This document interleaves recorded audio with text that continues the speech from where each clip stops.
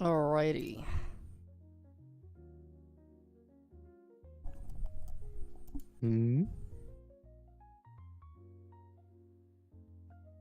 We have gold here, at least. No, you don't. Yes, I'm we not do. gold. Yes, you are. No. No. Yes, you are. I'm Philip. Philip J. Fry. Jake Fry? Yeah. What do you mean by that? Obama.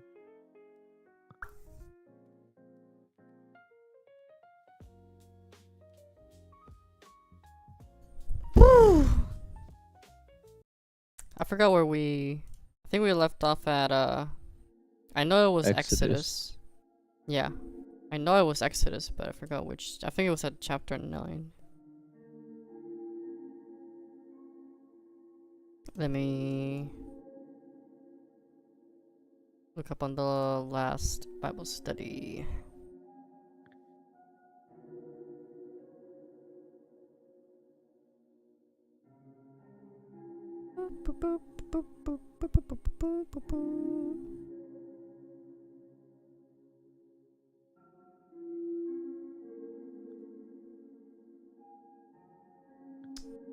Oh wait,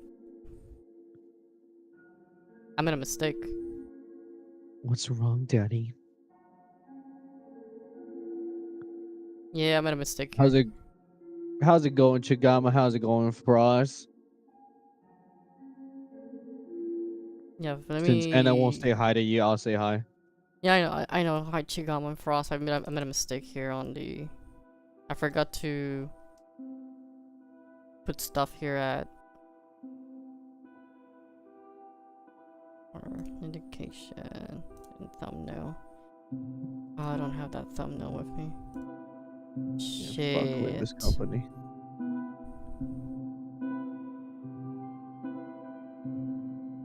I'll change the title.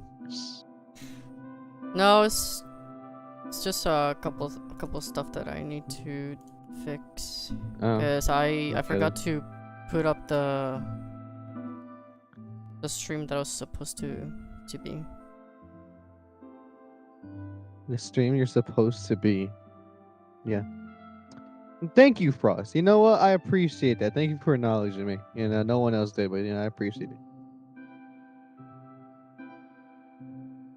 Okay, or more like I didn't choose the stream that I was supposed to stream on OBS. That's the problem. And instead I just chose the most recent, which was okay, give me a moment. It'll be real quick. Sorry about that.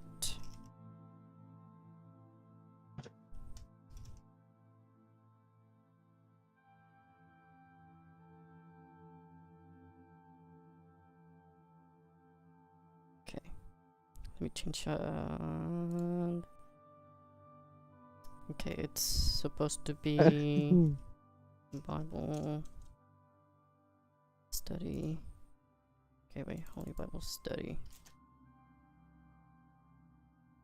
And right now we're at Exodus again. Yeah.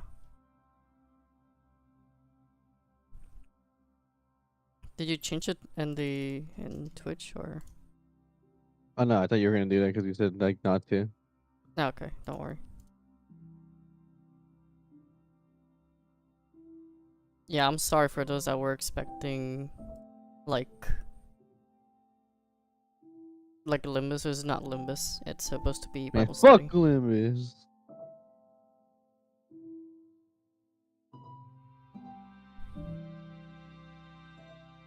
To still paint your toenails.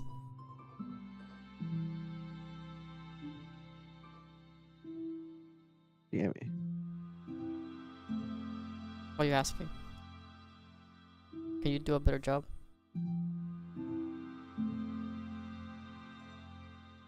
Did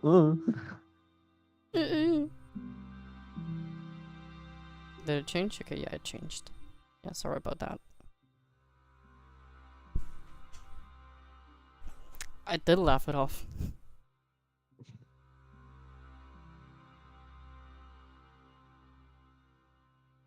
I think we should be all good, right? Yeah. It's on just chatting. Then this other one.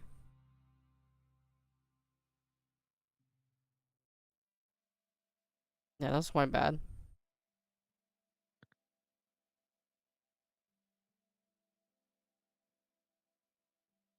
Wonder if you do that for your hands. What, paint in black? I mean, I can do that sometime. What? I'm playing a chameleon. I'm winning. Is it because of the cow costume that you sent Super? That shit was also fucking beautiful.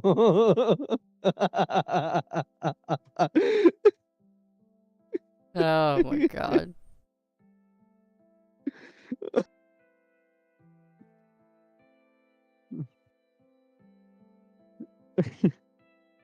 Are you good, man? I can take a joke.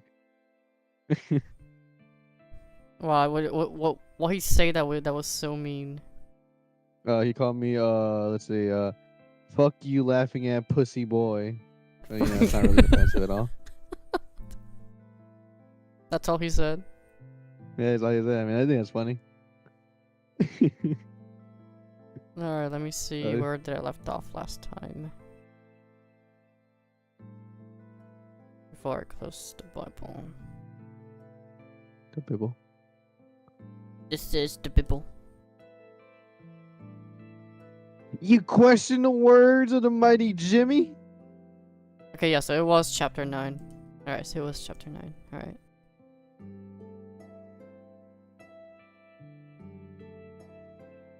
There is no other beautiful song for reading the Bible than Minecraft itself. Alright. I forgot to add myself here. Alright. So, where we actually left off. It was on Exodus 9. And we were discussing the... what was it? it was the plagues. All the different plagues. One of them was the River of Blood. The other one was the toads or the frogs. The other one was the flies. Did we get to the? Did we get to the locust? The ones that are gonna eat the entire crops. I don't think we did, right? I think it was only those 3 plagues for now. My bad. I'm just trying to crack my back. My back hurts like a motherfucker.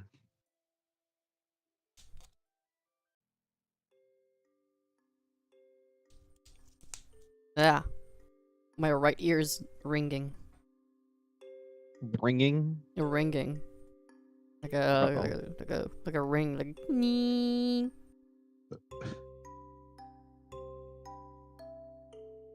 need your back blown out? Yeah, it would help. Yeah, I was about to say, like, are you gonna respond to that? your back blown out? Your black blown out? Would you get the black blown out of you? Have the black blown out of you. You'll just be more light skinned. Finally. Just like me, oh my god. Just light skinned like me. You'll be an actual Puerto Rican. Ew. Anything but that, that, never right? Say that again. Anything but I don't that. want to be a dirty fucking Puerto Rican, bro. Alright. Chapter 9. Don't ever say that again. Like I said, yeah. The last part was the swarm of flies. And the Pharaoh hardened his heart even further than all of us combined.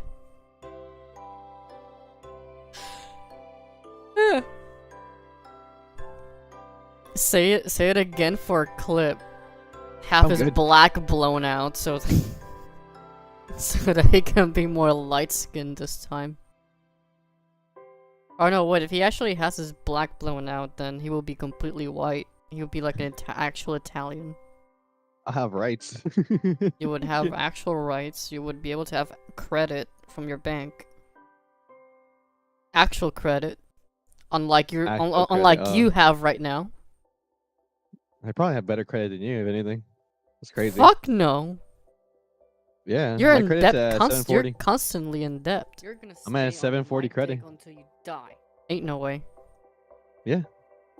Also, damn, super. 5 gifted subs, nice.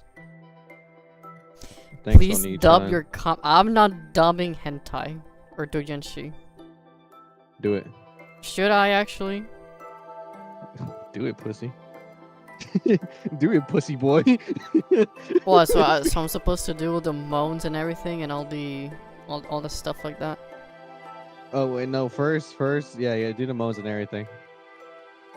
Well, I'm not gonna do that right now because we are in front of the Lord's book. We're currently fucking reading the Bible. But, you can do it later in your own time. Exactly. We're right now in front of the Lord's book, so we're not gonna do that. Also, hi, Roderick. Yeah, but wrong fine, time. But fine, Super. I'll do it. Another time. I remember I did read one doujinshi that had a Scottish accent. That one Scottish accent in doujinshi. It was funny to read though. It had a lot of the buzzwords or yeah, it had a lot of words that were said like in a Scottish way. Eve had the snake's kid Cain. What do you mean by that? So what the fuck? Who's texting me? Yes. I was about to say it.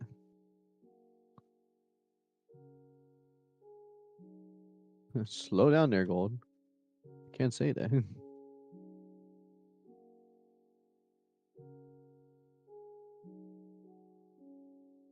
Oh, I won the game. Nice. My spot did the best out of everyone. Boom, boom, boom, boom, boom, boom.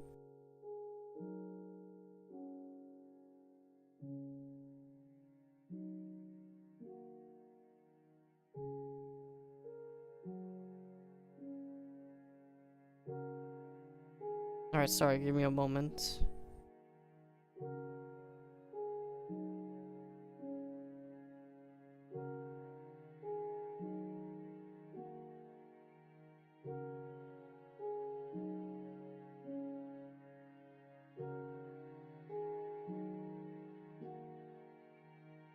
What arc are we in right now? We're in the Moses arc.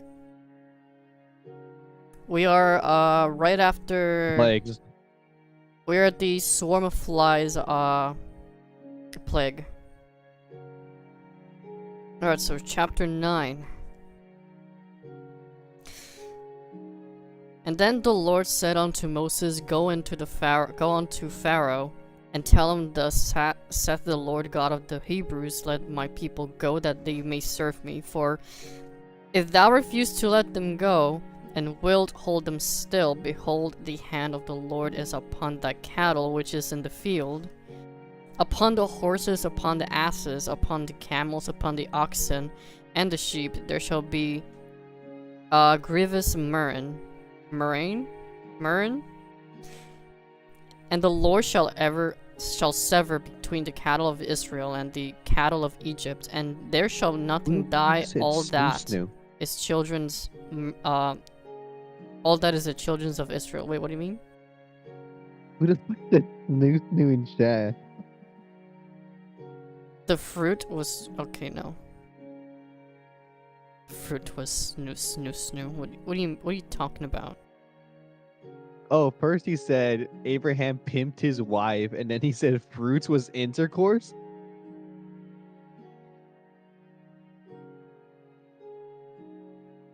I mean, before the fruit, they were told to just multiply, but after the fruit, they were aware, that they were naked, I guess, and I guess after that attraction came, maybe. And they tried saying ass. Yeah, like, but probably like after eating the fruit, it was just like a neuron activation.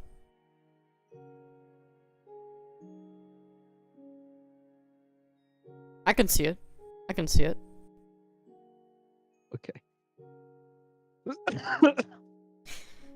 And the Lord appointed a set time, saying to tomorrow, literally separate tomorrow, the Lord shall do this thing in the land, and the Lord did that thing on the morrow. All the cattle of Egypt died. How much more are gonna die? But of the cattle of the children of Israel died not one. And the Pharaoh sent, and behold, there was not one of the cattle of the Israelites dead. And the heart of the Pharaoh was hardened, and he didn't let the people go. And the Lord said unto Moses and unto Aaron, Take to you handfuls of ashes of the furnace, and let Moses sprinkle it towards the heaven in the sight of the Pharaoh. And it shall become small dust in all of Egypt, and shall be a boil breaking forth with blains upon man and upon beasts throughout the land of Egypt. And they took ashes of the furnace and stood before the Pharaoh, and Moses sprinkled it up towards heaven, and it became a boil breaking forth with blains upon man and upon beast.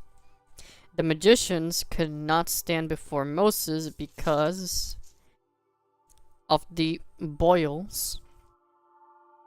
For the boil was upon the magicians and upon the Egyptians. And the Lord hardened the heart of the Pharaoh, and he hearkened not unto them, as the Lord had spoken unto Moses. And the Lord said unto Moses, Rise up early in the morning, and stand before the Pharaoh, and say unto him, Thus saith the Lord God of the Hebrews, Let my people go, and they may serve me. Again, for I will at this time send all my plagues upon thine heart, and upon thy servants, and upon thy people, that thou mayest know that there is none like me in all the earth. For now I will stretch out my hand, that I may smite thee and thy people with pestilence, and thou shalt be cut off from the earth. So just go hungry. Funny how magicians were a thing in ancient times. Probably just a lot of trickery in there as well. Do like the finger trick, where your fingers are moved.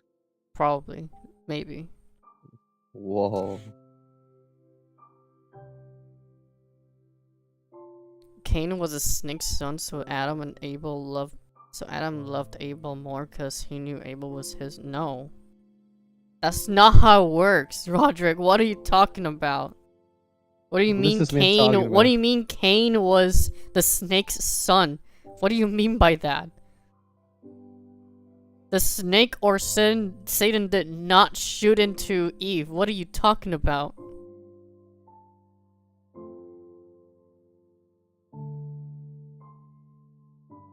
This is insane. I don't know. It's the first time I ever heard about that. Cain being the snake's son. I never heard that before.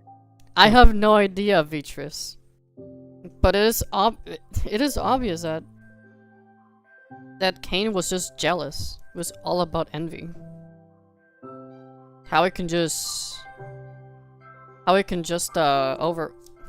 complicate your life. It's all about envy and jealousy. You should not let it overcome you. That's what it's supposed to be teaching.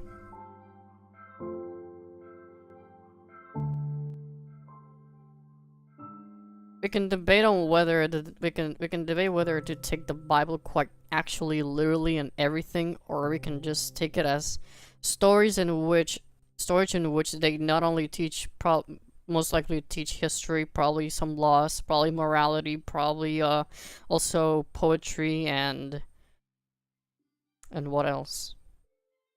Cosmology as well. Yes, you are schizomaxing. Satan did not nut into Eve, alright, buddy? He did not do that. In any case, Satan is more disgusted at humans than anything, actually. He wants to see your downfall. He's praying for your downfall. More than your bro. Alright. For I will at this time send all my plagues upon thine heart, and thy servants and upon thy people, that thou mayest know that there is none like me in all of the earth. For now I will stretch out my hand, that I will smite thee and thy people with pestilence, and thou shalt be cut off from the earth.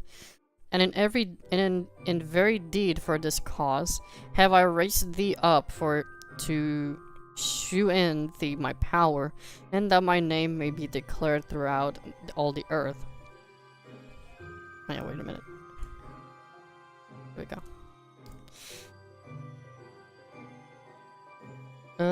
As yet exaltest thou thyself against my people, that thou wilt not let them go. Behold, tomorrow about this time I will cause it to rain a very grievous hail, such as hath not been in Egypt since the foundation thereof even until now. Other gods stabbed into Okay, yeah, Roderick, you are schizomaxing right now. I don't know what you're talking about. Having a good time. I guess so. I guess so. I guess so. Send therefore now and gather thy cattle and all that thou hast in the field, for upon every man and beast which shall be found in the field and shall not be brought home, and the hail shall come down upon them, and they shall die.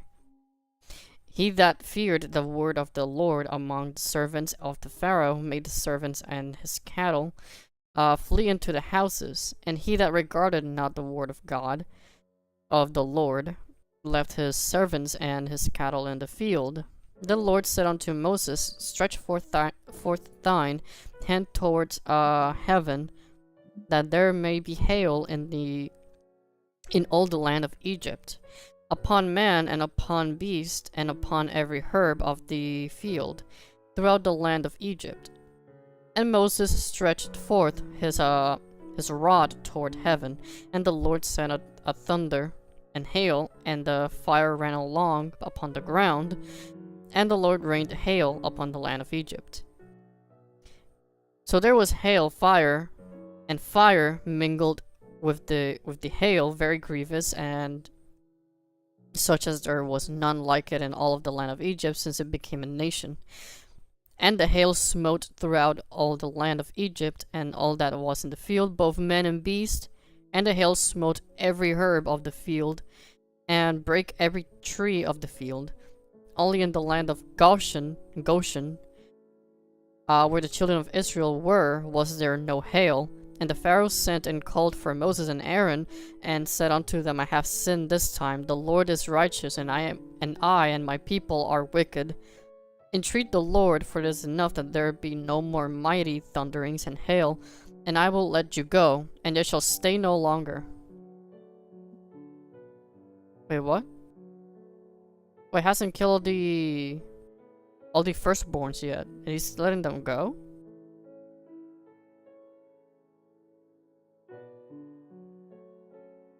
Zeus loved to take the form of animals, and apparently Odin had a female form because he shapeshifted. Okay, but obviously that's just different religions or mythologies. Or at least, I'm not really much, I'm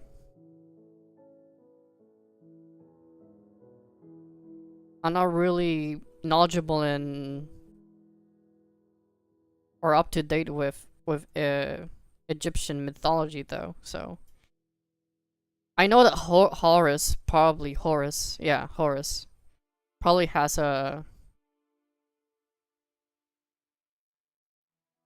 an animal form, maybe. Most of the time, shifting into a bird, I know. As far as I know. Despite popular depiction of the Israelites building the pyramids were actually built by workers who were paid in fish and alcohol, they found records, and one of the records listed the reason for workers' absence was hangover. I mean, yeah. I can imagine it. A lot of the times, especially at the time, I think it was 9th century. I know that in a lot of the wars or battles between the Danish and the English, I think that was it was a battle between the English and the Vikings. They would do a lot of business with, most of the time, food and alcohol, not as much money. I think the Vikings were the ones who mostly were mostly into gold as well, or I guess money, or so to say. But a lot of the times they would also, people would accept alcohol even as a form of payment, especially wine. Greek gods are in the Bible, but not named directly, but still. Yeah, they are named, especially Hades, but the Hades is especially more like a place, not specifically the god itself. But gods like Baal or Molech and Renphan, for example, they are actual entities that are mentioned, but they're mentioned more as demons more than actual gods. So, like for example, I think it was Acts. I think the book of Acts was the one where it mentions the tabernacle of Molech, and the start of your god Renphan, which we all know is nowadays is probably most likely today's Star of David. So it is most likely it. We all know the today's Star of David is bullshit. It's not actually a Star of David. It's something else probably. Damn Jews. What can I say, man? A lot of them were also polytheistic.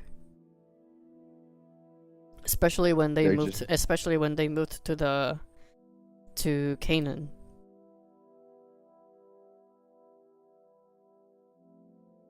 Alrighty.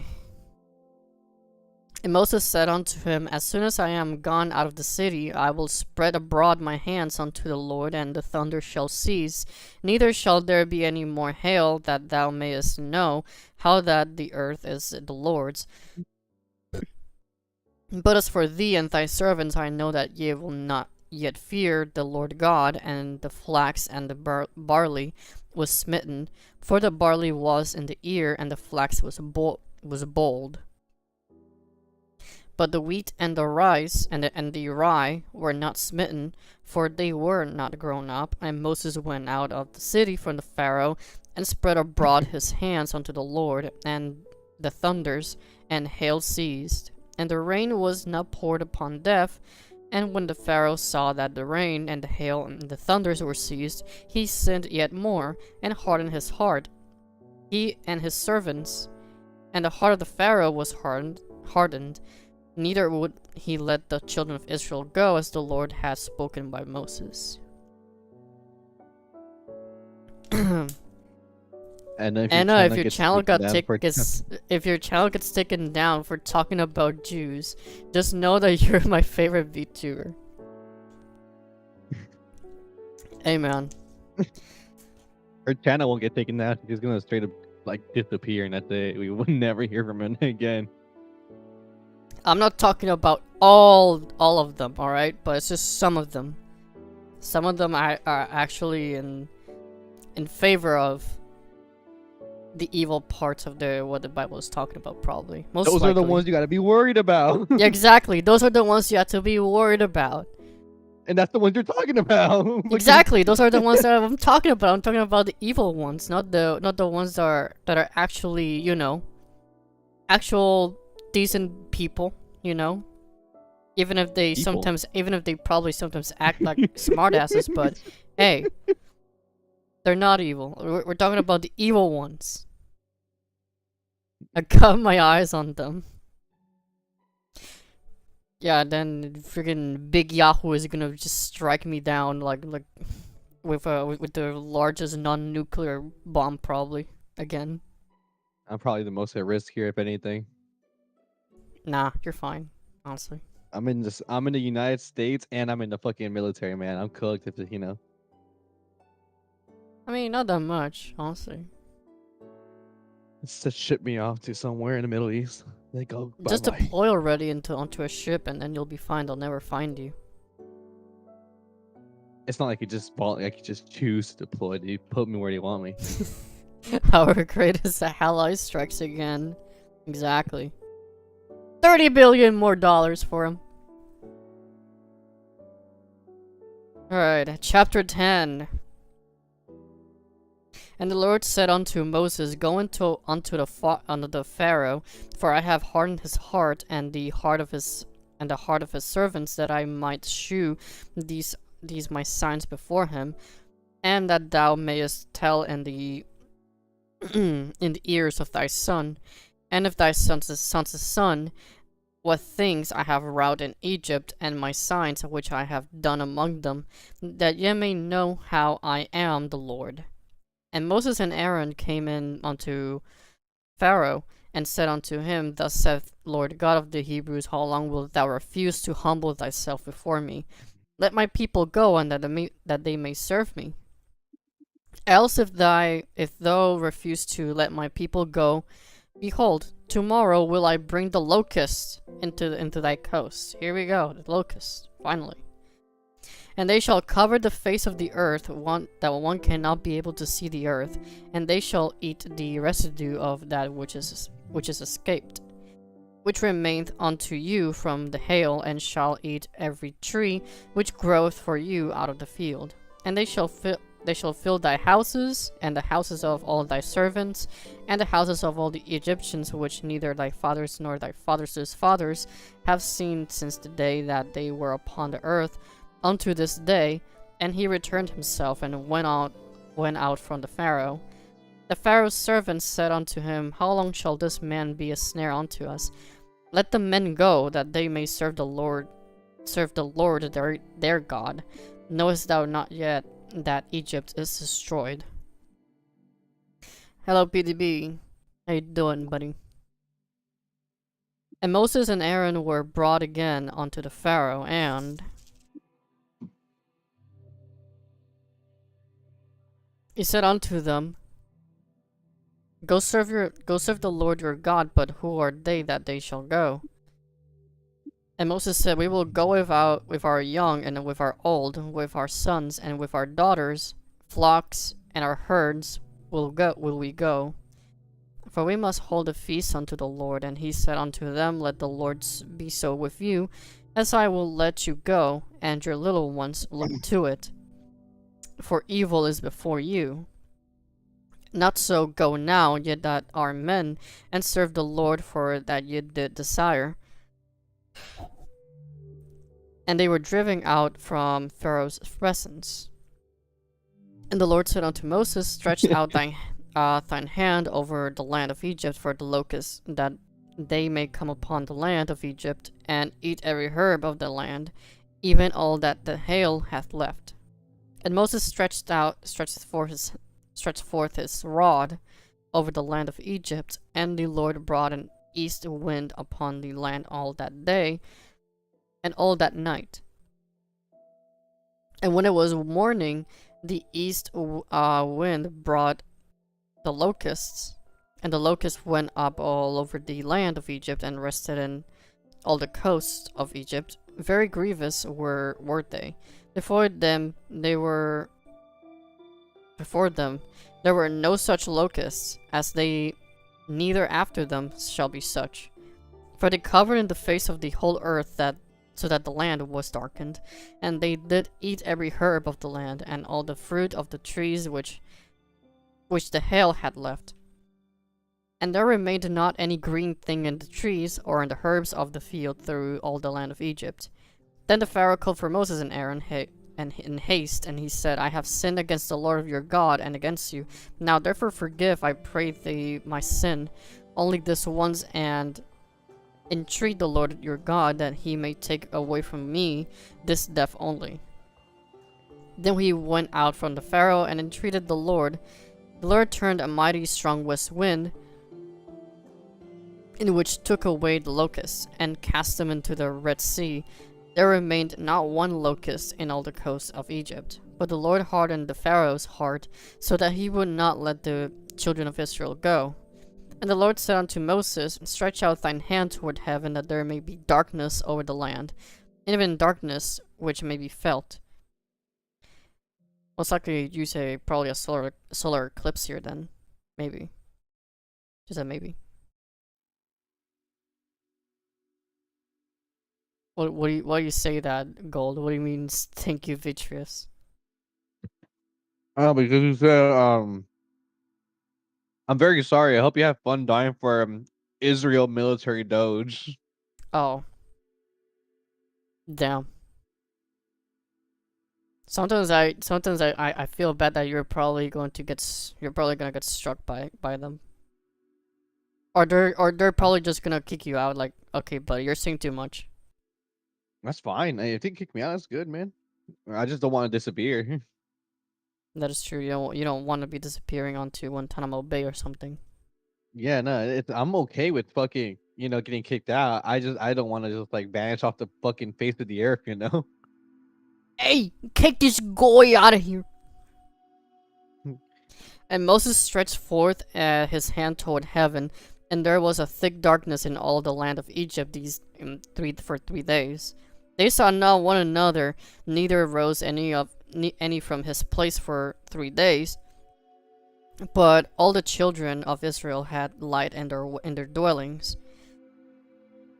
And the Pharaoh called unto Moses, and said, "Go ye serve the Lord, only let your flocks and your herds be stayed, let your little ones also go with you." And Moses said, "Thou must give us also sacrifices and burnt offerings, that we may sacrifice unto the Lord our God. Our cattle shall also go with us.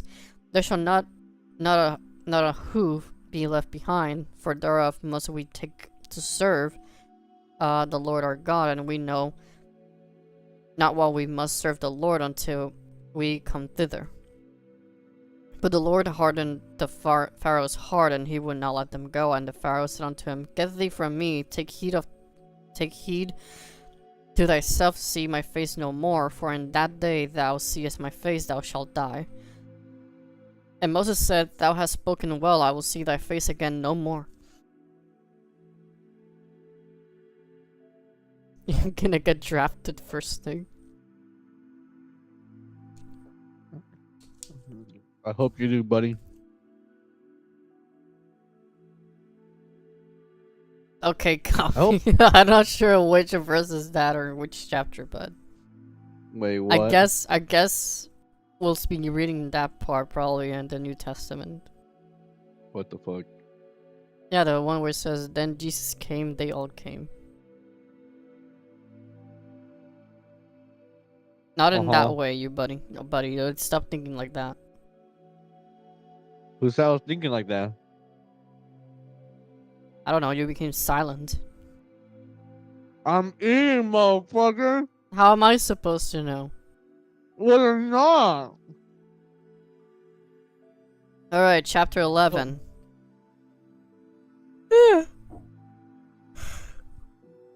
And the Lord said unto Moses, Yet I will bring one plague more upon the Pharaoh and upon Egypt. Afterwards he will let you go hence.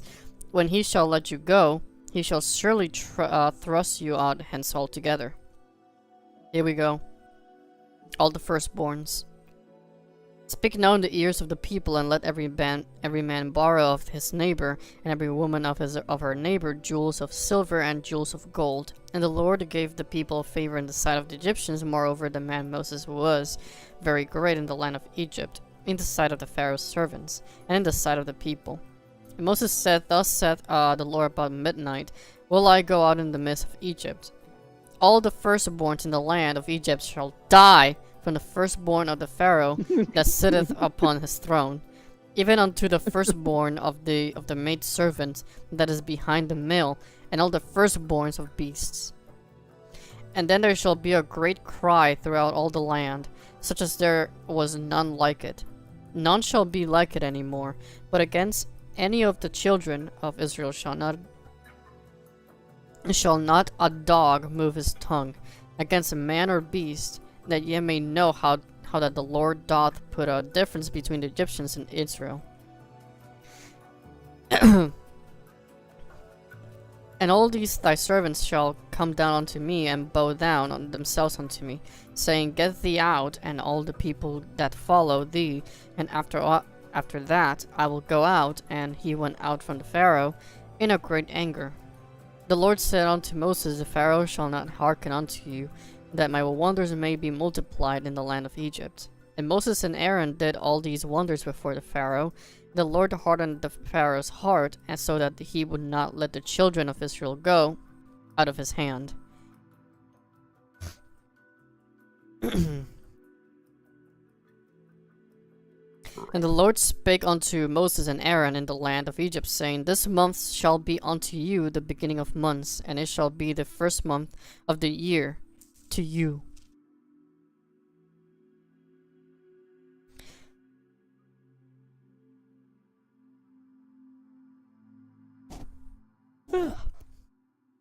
Speak ye unto all the congregation of Israel, saying, In the 10th day of this month they shall take to them every man a lamb according to the house of their fathers, a lamb for a house.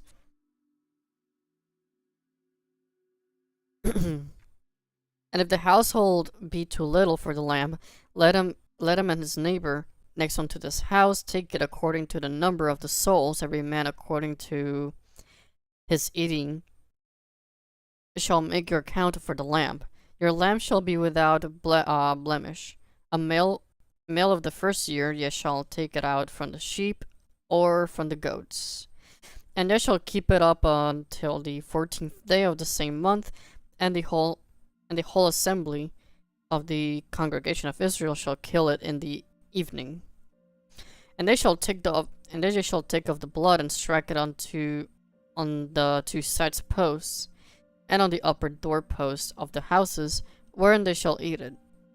And they shall eat the flesh, and that night roast with fire, and unleavened bread, and with bitter herbs they shall eat it.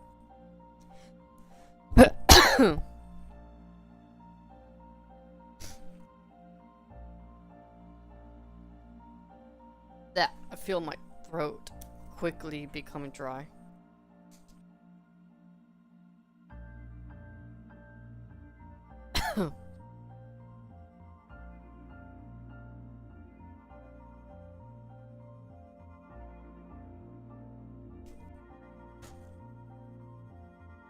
I am. That's the thing.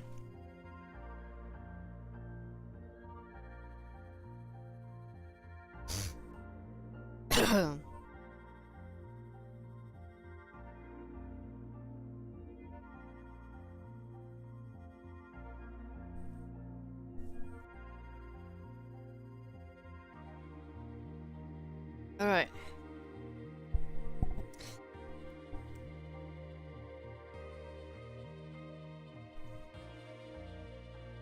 What is this? What is that? Where's that? Where are those links you're sending, Coffee? There is no Limbus. I don't know. There is no fucking Limbus. Eat Get it the fuck not outta here, Coffee. eat not of it raw, nor sodden at all with water, but roast with fire his head and with his legs, and with the pertness thereof. And ye shall let nothing of it remain until the morning, and that which remaineth of it until the morning ye shall burn with fire. And thus shall ye eat it with your loins girded, and your shoes on your feet, and your staff in your hands, and ye shall eat it in haste. It is the Lord's Passover.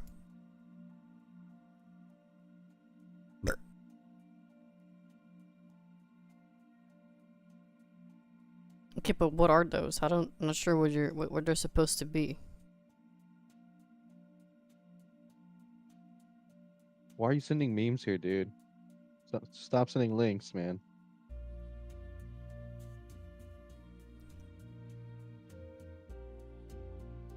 For I will pass through the land of Egypt this night, and I will smite all the firstborn in the land of Egypt, both man and beast, against all the gods of Egypt. I will execute judgment. I am the Lord. And the blood shall be to you for a token upon the houses where ye are, and when I see the blood, I will pass over you, and the plague shall not be upon you to destroy you, when I smite the land of Egypt. And this day shall be unto you for a memorial, and ye shall keep it a feast to the Lord throughout your generations. Ye shall keep it a feast by an ordinance forever. 7 days shall ye eat unleavened bread, and the first day ye shall put away leaven out of your houses, for whosoever eateth leavened bread for the first day, until the 7th day that the soul shall be cut off from Israel. And in the first day there shall be a holy convocation. In the 7th day... Drink, bitch! Thank you, Super. In the first day there shall be a holy convocation, and in the 7th day there shall be a holy convocation to you. No manner of work shall be done in them, save that which every man must eat, that only may be done of you. And ye shall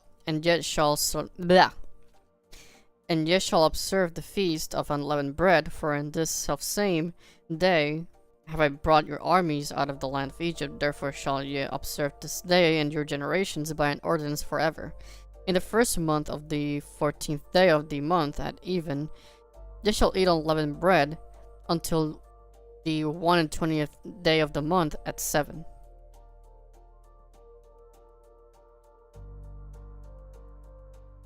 Seven days there shall there be no leaven found in your houses, for whosoever eateth at that which is leavened, even that soul shall be cut off from the congregation of Israel, whether he be a stranger or born in the land.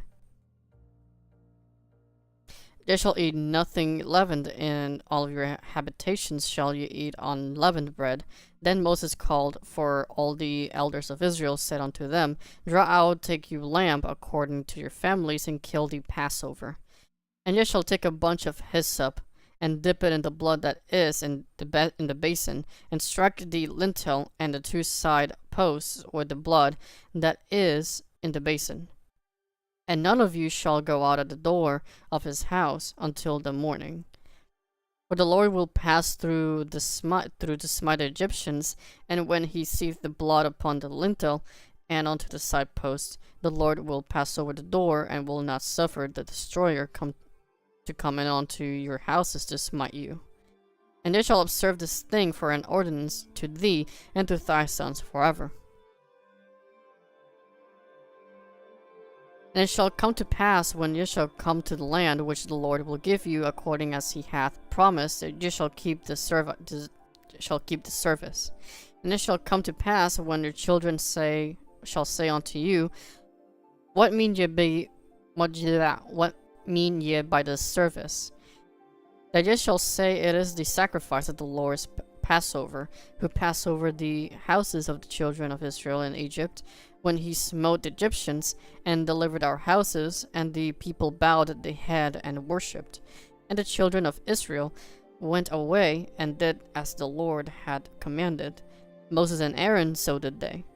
And it came to pass that at midnight the Lord smote all the firstborns in the land of Egypt, from the firstborn of Pharaoh that sat on his throne, unto the firstborn of the captive that was in the dungeon, and all the firstborn of the cattle. The Pharaoh rose up in the night, he and all his servants, all the Egyptians, and there was a great cry in Egypt, for there was not a house where there was not one dead.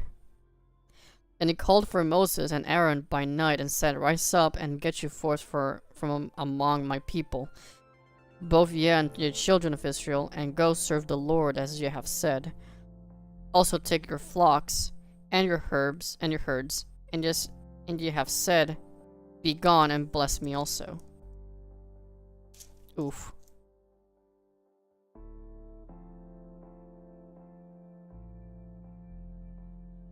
The Egyptians were urgent upon the people that they might send them out of the land in haste, for they said, We be all dead men.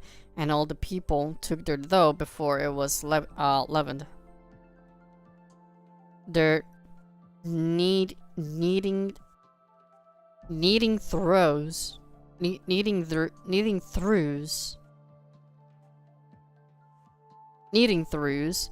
being bound up in the clothes upon their shoulders. And the children of Israel did according to the word of Moses, and they borrowed of the Egyptians jewels of silver and jewels of gold and raiment. And the Lord gave the people favor in the sight of the Egyptians, so that they lent unto them such things as they required, and they spoiled the Egyptians. And the children of Israel journeyed from Ramesses to Succoth, about 600,000 on foot that were men beside children, and a mixed multitude went up with them, and flocks and herds, even very much cattle. And they baked unleavened cakes of the dough which they brought forth out of Egypt, for it was not leavened, because they were thrust out of Egypt and could not tarry, neither had they prepared for themselves any victual. Now the sojourning of the children of Israel who dwelt in Egypt was 430 years. Wait, what? The children of Israel who dwelt in Egypt were 430 years. Oh. And it came to pass at the end of the 430 years, even the selfsame day it came to pass, that all the hosts of the Lord went out from the land of Egypt. It is a night to be much observed unto the Lord for bringing them out from the land of Egypt. This is that night of the Lord to be observed of all the children of Israel in their generations. And the Lord said unto Moses and Aaron, This is ordinance of the Passover. There shall be no stranger eat thereof, but every man's servant that is bought for money, when thou hast circumcised him, then shall he eat thereof. A foreigner and a hired servant shall not eat thereof. In one house shall it be eaten. Thou shalt not carry forth out of the flesh abroad of the house, neither shall ye break a bone thereof. All the congregation of Israel shall keep it. And when a stranger shall sojourn with thee, and will keep the Passover to the Lord, that all his males be circumcised, and then let him come near and keep it, and he shall be as one that is born in the land, for no uncircumcised person shall eat thereof.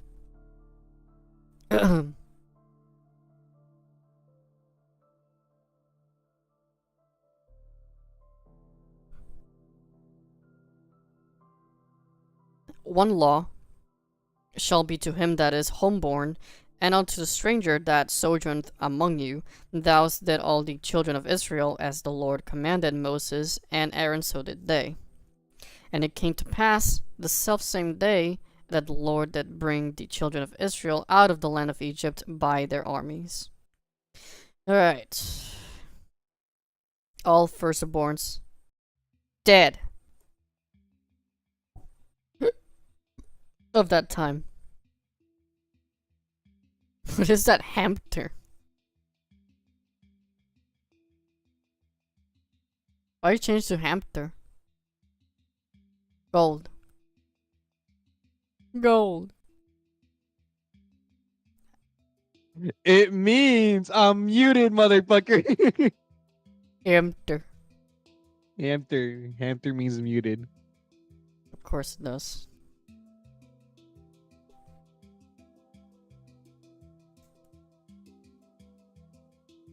Stay there.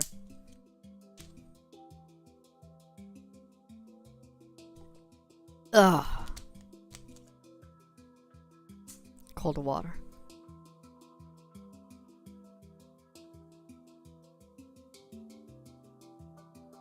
Alright.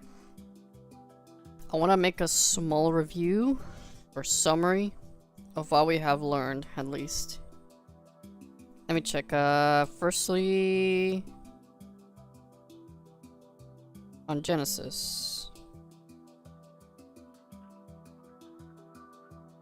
Oh, you guys can't see it.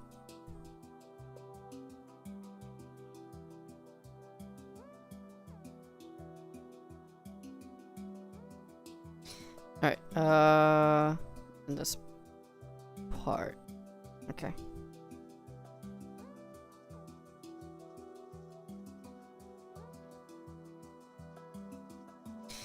In Genesis, we learn about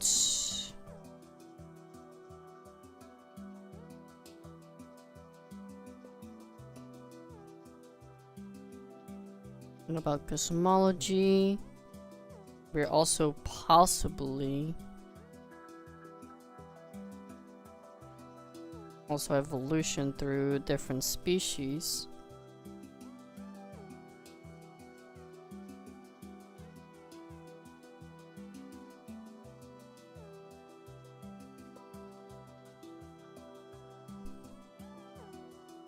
Are you trying out Palworld? I have tried Palworld. It was pretty fun, actually. Pretty fun game.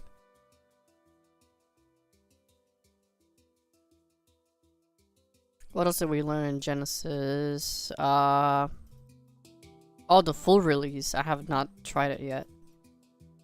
What else did we learn about the fruit? Or at least that humans are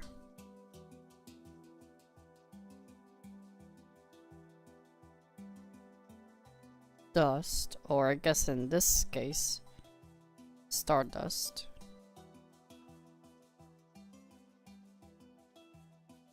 Or at least made from dust, in Bible terms. The fruit.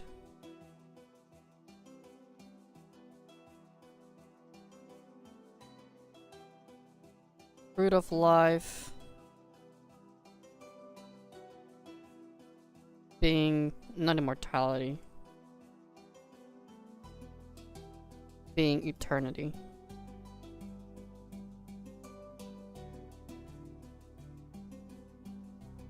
Meanwhile, fruit of knowledge.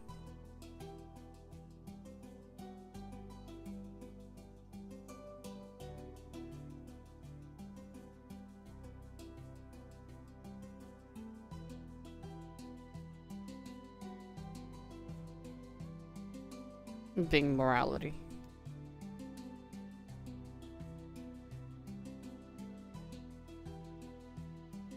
So that if we have both,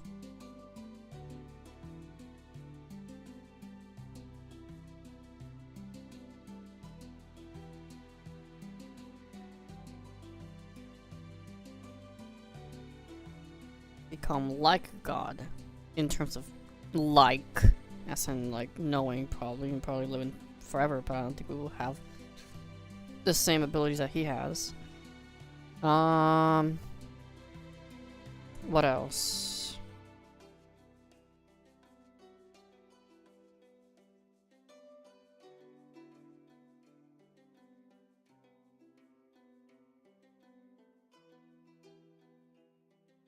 What else do we learn? Obviously the humans lasted a lot longer. Obviously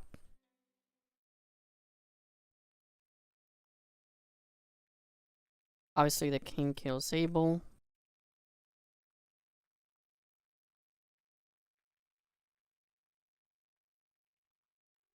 Out of envy. And is cursed.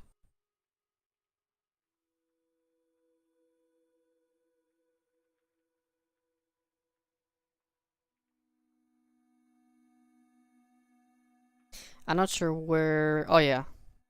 I think it was Sons of God. Sons of God.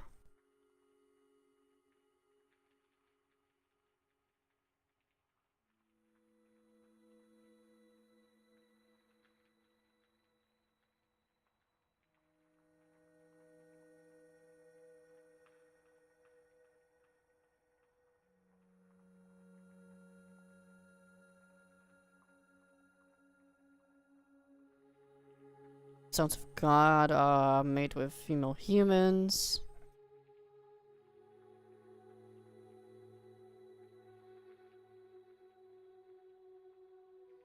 Which are the Nephilim. Which are the giants.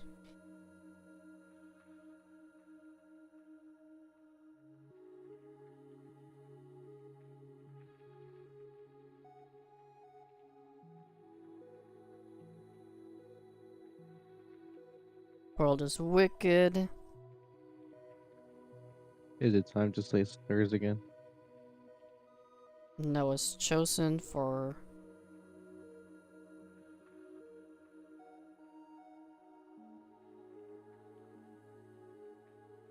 to build an ark.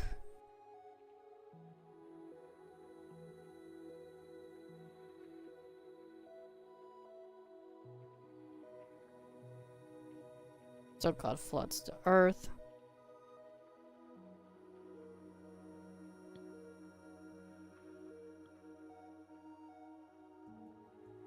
And resets.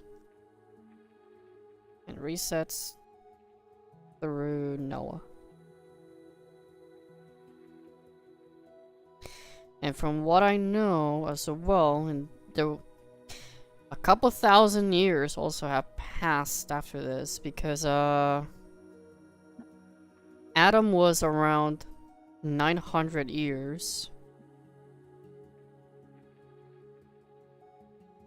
He's still in his early hundreds. Yeah, he was still young. And Noah, when he built the ark, let me Noah's age in the ark. Why don't we live that long no more? So 600 years. I blame the femboys.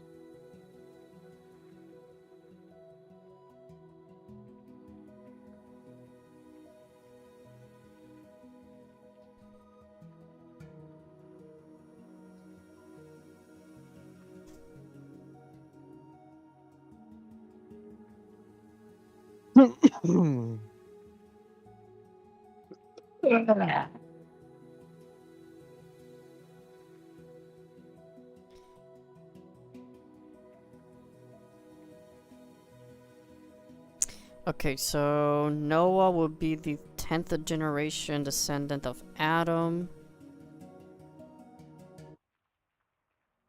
Yeah, because it would be Adam, then Cain / Abel, Seth, Enosh, Cainan, Mahalalel, Jared, and Enoch, Methuselah, which is Noah's grandfather, Lamech, which is Noah's father, and then Noah.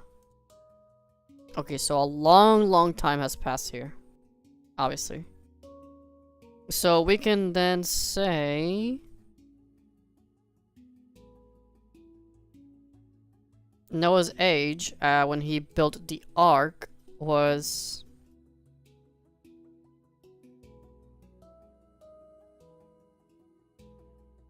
600 years. So then the entirety of Genesis up to the point to the flood was around 1500 plus years of constant tolerance that probably God had to put up against humanity.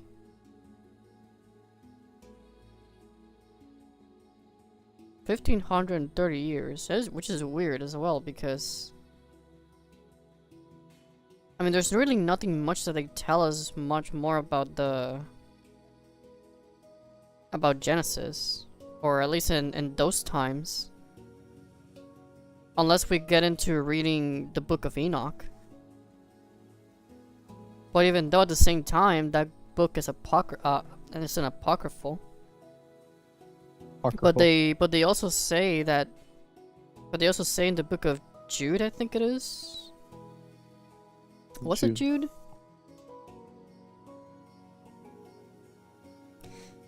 I forgot if it was Jude. Is it Jude? Where's Jude? Yeah, I think it was the Book of Jude that apparently it quotes Enoch, apparently, but Enoch never also speaks in the Bible, so he was just taken. So okay, wait, let me see. Where is Enoch? Or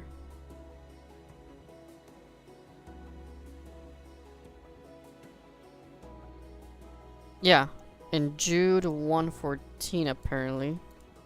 Apparently it contains a direct quote from the Book of Enoch.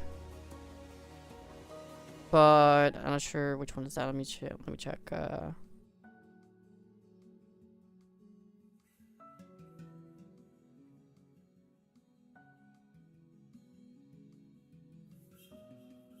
References a prophecy by Enoch regarding the return of the Lord with his holy ones to execute judgment on the ugly for the ungodly deeds, for the harsh and words have spoken against God.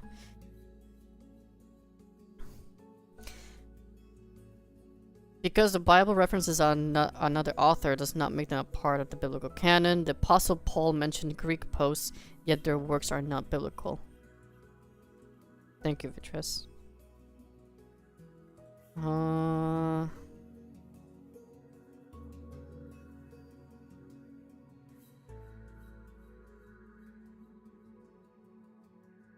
Yeah, but it only says a warning about how Lord is going to just come back along with his angels, which is probably something that pretty much should be pretty canon. But other than that, Anna, what? you have nice hands. Thank you. All right, so in Genesis, obviously is the part where Enoch simply just walks with God. And then Chronicles, just lists him as an ancestor.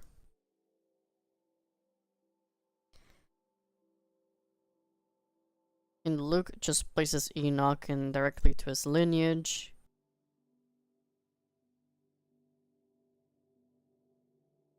In Hebrews, it just mentions how he was taken up, so he should not see death.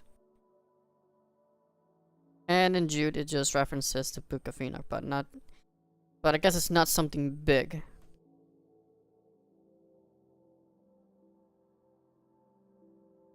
Okay, so all we can say that in those 1530 years, before the flood, I guess we can call it BF, before the flood.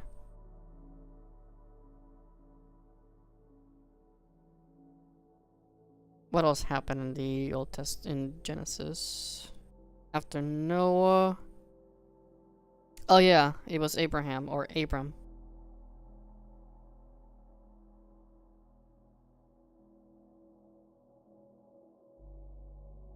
Abram to Abraham.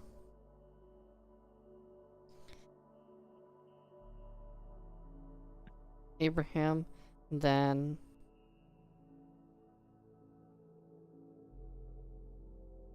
wrestles with God.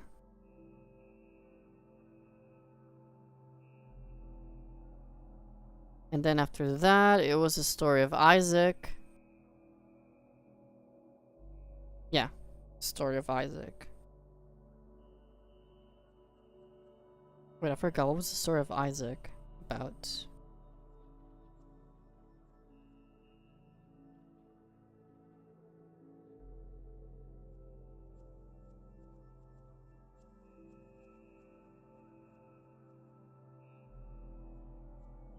I know that first comes Isaac, and then comes Jacob, who fools Isaac to be able to bless him.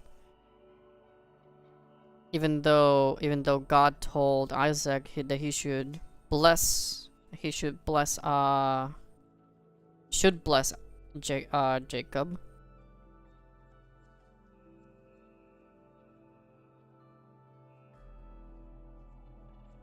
But Isaac wanted to actually bless Esau instead because he was stronger, just better in almost everything. And then after Jacob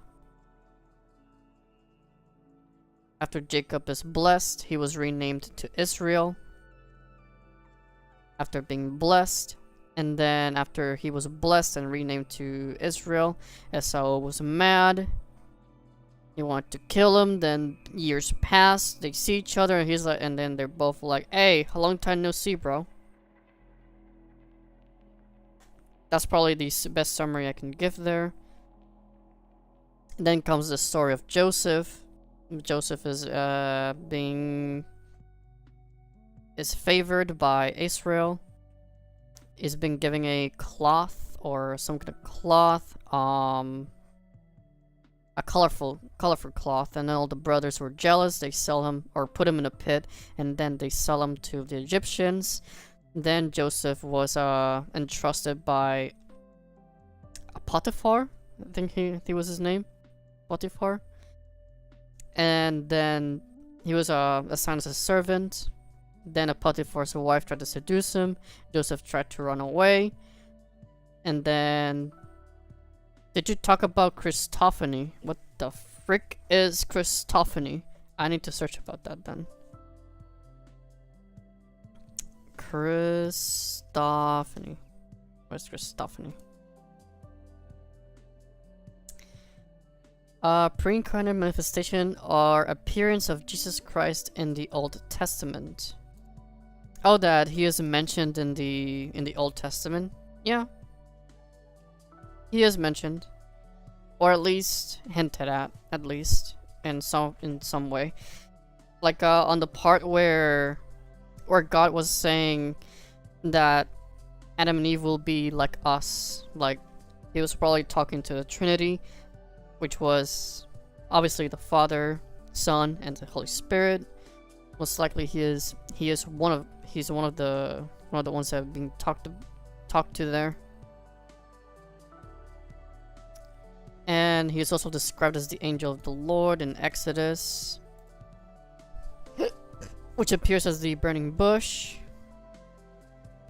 the fourth figure in fire, and the commander of the army of the Lord. Okay, these are Daniel and Joshua. We're still in the Exodus, yeah, the one with the burning bush.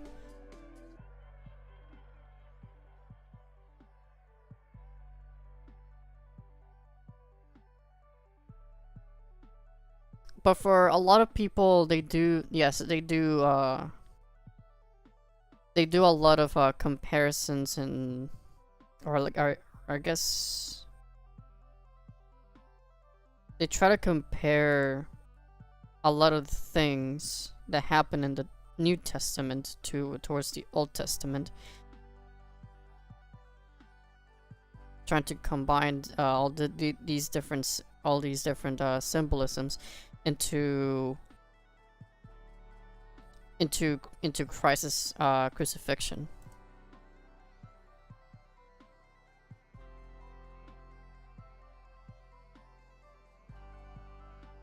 They believe that the angel Jacob wrestled. Was it No, I think that was Abraham.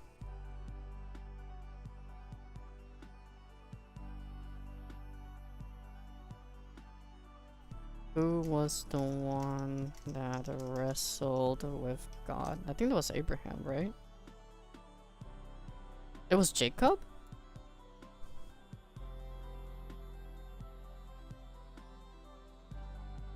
Okay, I guess I confused there.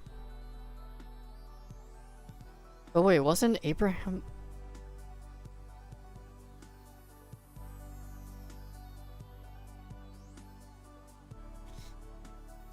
Abram to Abraham.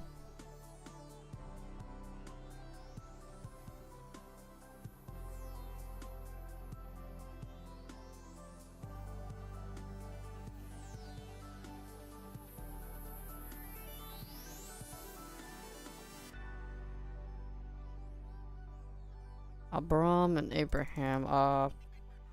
Did Abraham change his name? I forgot. Yeah, it was from Abram to Abraham. Wait, then who was Abraham's son? Abraham's son.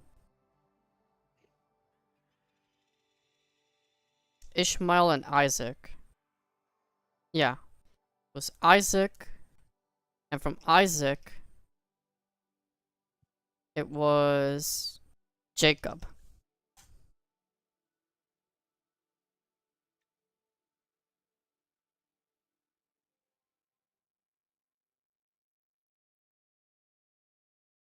Oh, wait, this is weird. I thought it was...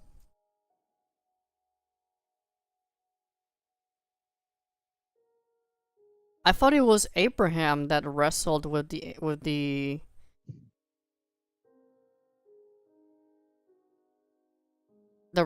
angel or God himself. I guess I don't remember which one it was. I thought it was Abraham that wrestled to not sacrifice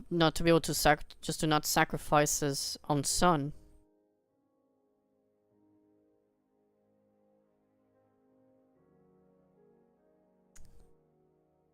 Did Abraham wrestle with God?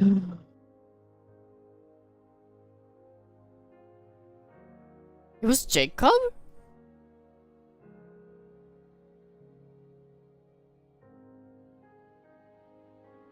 Jacob wrestled with a mysterious man often interpreted as a god, the Prince of Christ or an angel all night.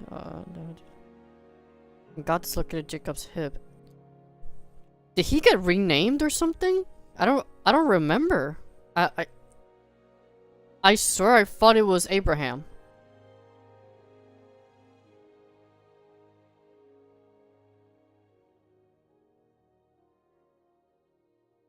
No, I swear. I swear I thought it was Abraham that wrestled.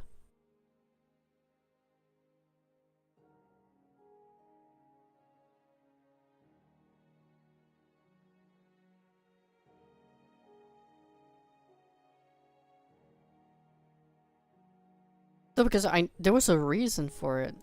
Wait, let me see. What was the reason that Jacob wrestled with? I know that it was either or no, wait.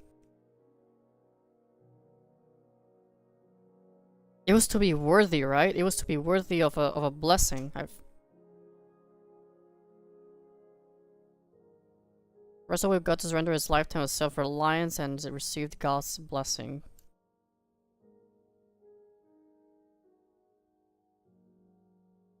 Oh, Okay, yeah, now I remember. Now I remember. Yeah, I'm confusing the two. Yeah, I'm confusing the two stories. Okay, yeah. So Abraham was stopped from sacrificing his own son, and then from Jacob's story was that he was blessed by Isaac, even though his father, Isaac wanted to bless Esau, but in a way, Jacob wrestled with God to surrender his self-reliance to receive God's blessing. So in a way, seem worthy of it. And yeah, he dislocated his joint, his hip, I guess.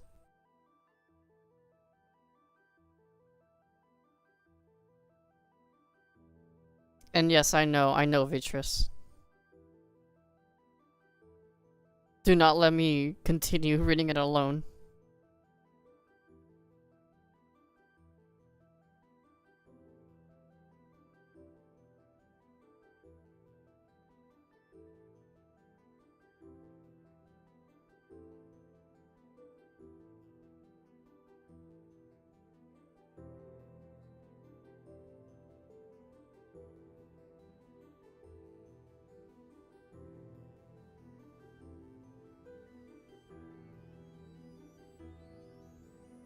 Okay, yeah. Okay, yeah, now I'm a little bit more, informed. Okay. Let me correct this.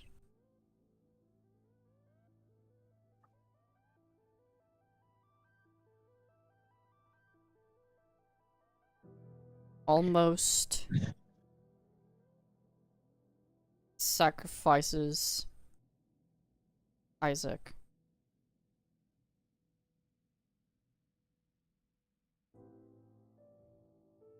Isaac, now old,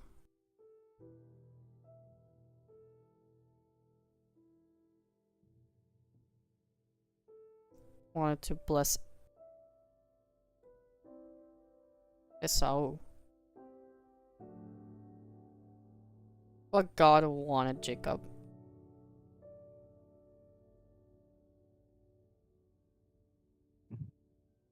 I'm shitting myself.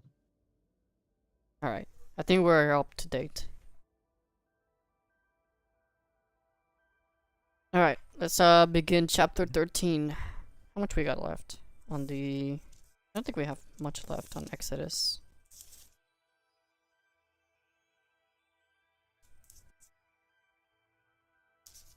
$21, $22, $27...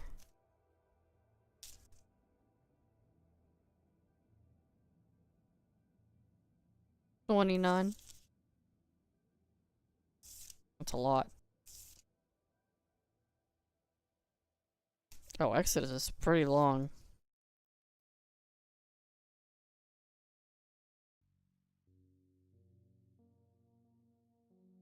Alright, chapter 13. Get some water. Agua. Agua.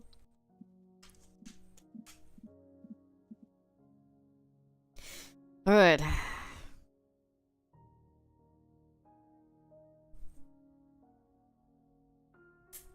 And the Lord spake unto Moses, saying, Sanctify unto me all the firstborn whatsoever opens the womb among the children of Israel, both of man and of beast, it is mine. And Moses said unto the people, Remember this day in which ye came out from Egypt, out of the house of bondage, for by strength of hand the Lord brought you out from this place. There shall be no living bread be eaten. It's almost midnight. Damn. It's only gonna be 11 p.m. Religious psychosis. Well, I'm not becoming crazy from it, so...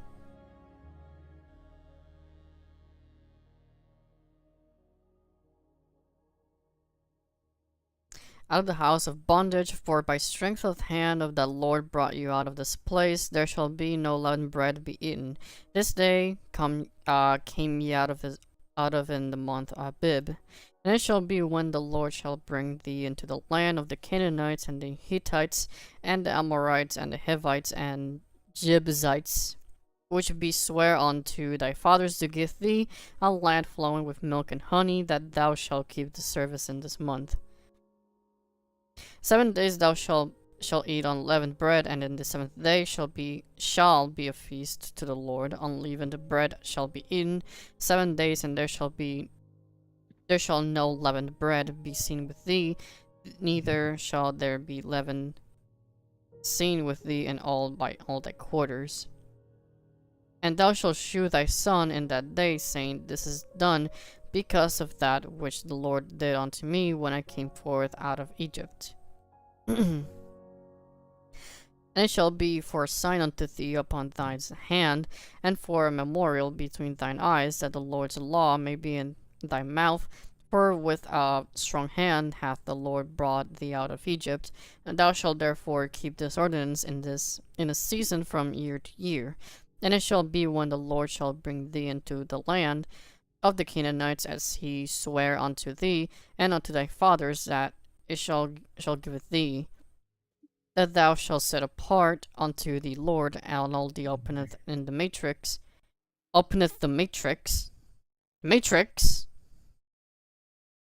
and every firstling that cometh of a beast which thou hast, the males shall be the Lord's. And every firstling of an ass thou shalt redeem with a lamb, and if thou wilt not redeem it, then thou shalt break his neck, and all of the firstborn of men among thy children shalt thou redeem. And it shall be when thy son asketh thee in time to come saying, What is this? That thou shalt say unto him, By strength of hand the Lord brought us out from Egypt, from the house of bondage. And it came to pass, when Pharaoh would hardly let us go, that the Pharaoh slew all the firstborn in the land of Egypt, both the firstborn of man and the firstborn of beast. Therefore I sacrificed to the Lord all that openeth the matrix.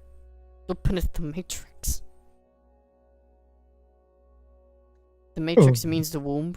I see. And being males. But all the firstborns of my children I redeem, and it shall be for token upon thine hand, and for frontlets between thine eyes, and for by strength of hand the Lord brought us forth out of Egypt. And it came to pass, when the Pharaoh had let the people go, that God led them not through the way of the land of the Philistines, although that was near. For God said, Lest peradventure the people repent when they see war. And they returned to Egypt.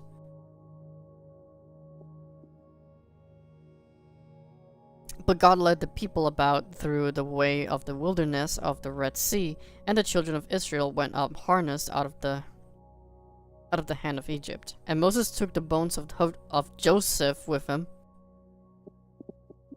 Huh? You took the bones of Joseph with him, for he had straitly sworn the children of Israel, saying, God will surely visit you, and yet shall carry up my bones away hence with you.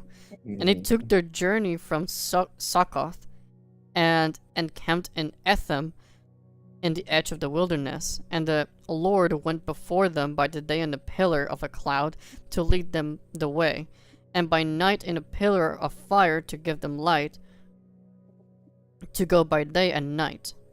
He took not away the pillar of the cloud by day, nor the pillar of fire by night from before the people. Alright, chapter 14. And the Lord spake unto Moses, saying, Speak unto the children of Israel, that they turn and encamp before Pihahiroth,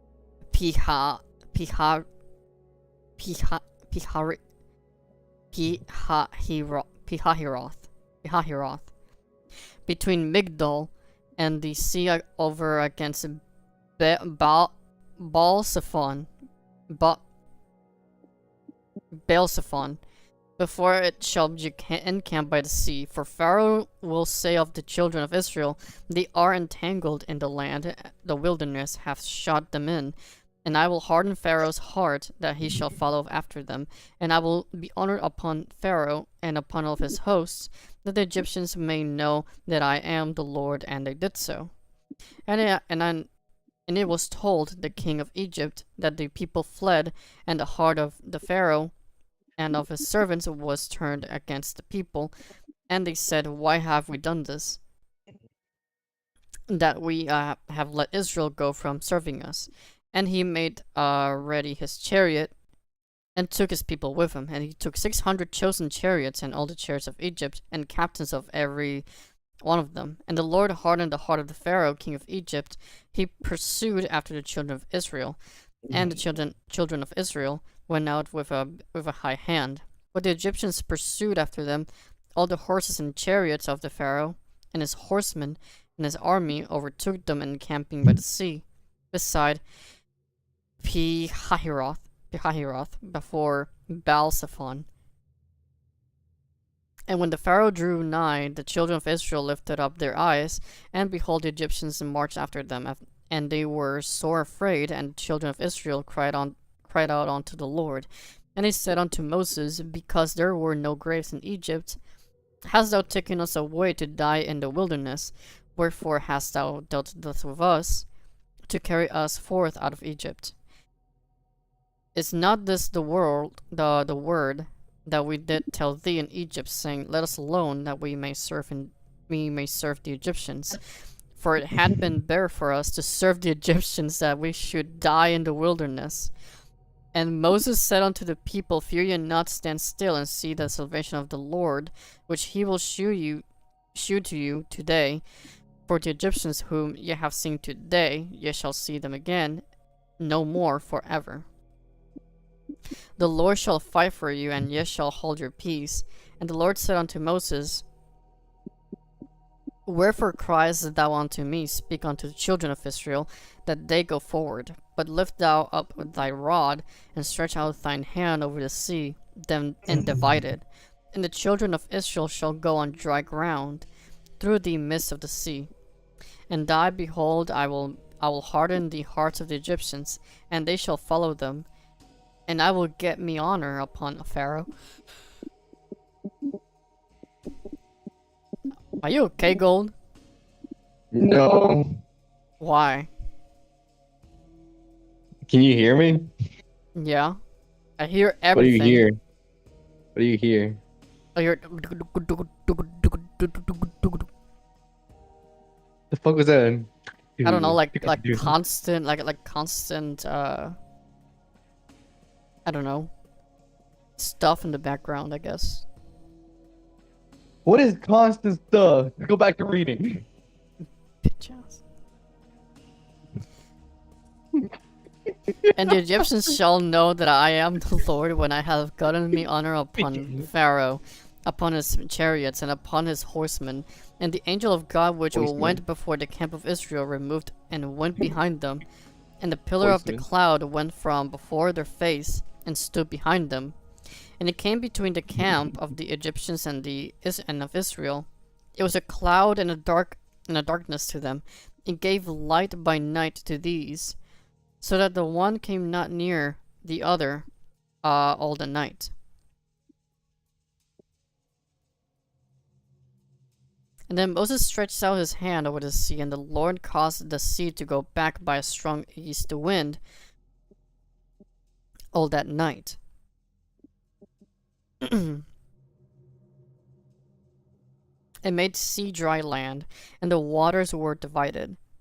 And the children of Israel went into the midst of the sea upon dry ground, and the waters were a wall unto them on their right hand and on their left. The Egyptians pursued and went in after them to the midst of the sea, even all Pharaoh's horses, his chariots and horsemen.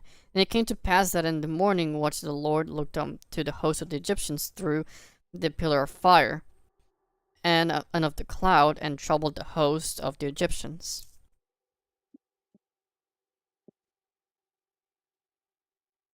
and took off their chariot wheels, and they drave them heavily. So the Egyptians said, "Let us flee from the face of Israel, for the Lord fighteth for them against the Egyptians." And the Lord said unto Moses, "Stretch thine hand over the sea, that the waters may come again upon the Egyptians, upon their chariots, and upon their horsemen."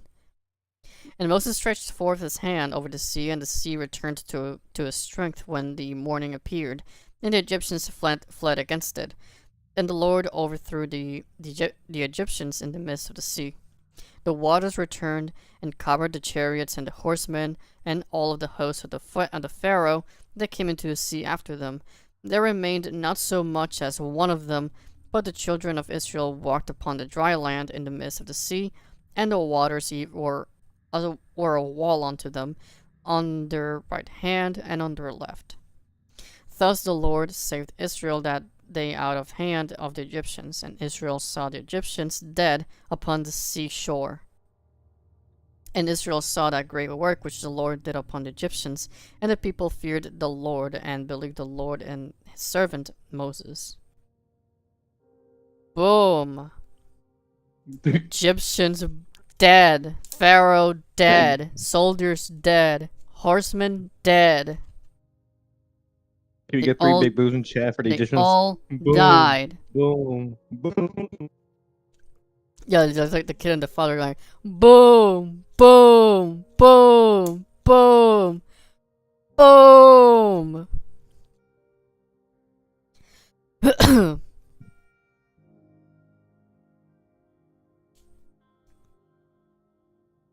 Negative. We're coloring black. I'm not. Uh-huh. You can see my hands, motherfucker. I'm light skinned. Okay, buddy, sure. That's the difference. Ugh. I see no calluses on those hands. Keeping them hands nice and smooth so you could jerk off I mean, your I have a fucking little boyfriend. bit here from Oh, he got a lifting- little. Oh, look at him! He's such a bitch. Oh my god! I have a couple because of the dumbbells that I keep Oh, using. he got dumbbells? Yeah, good dumbbells. Look at him. Did he get a little boxier? Guys. Everybody say good job, Anna, in chat, please. Just say good job, Anna. You know? Please. You know, you gotta Good job with the hard work. Look at little calluses here. give a little heart too, you know? Good job, Anna. Good job. You're a good boy. Yeah, there's one here, like right here. Yeah, like- Oh, there's one right there. Right there. Good job.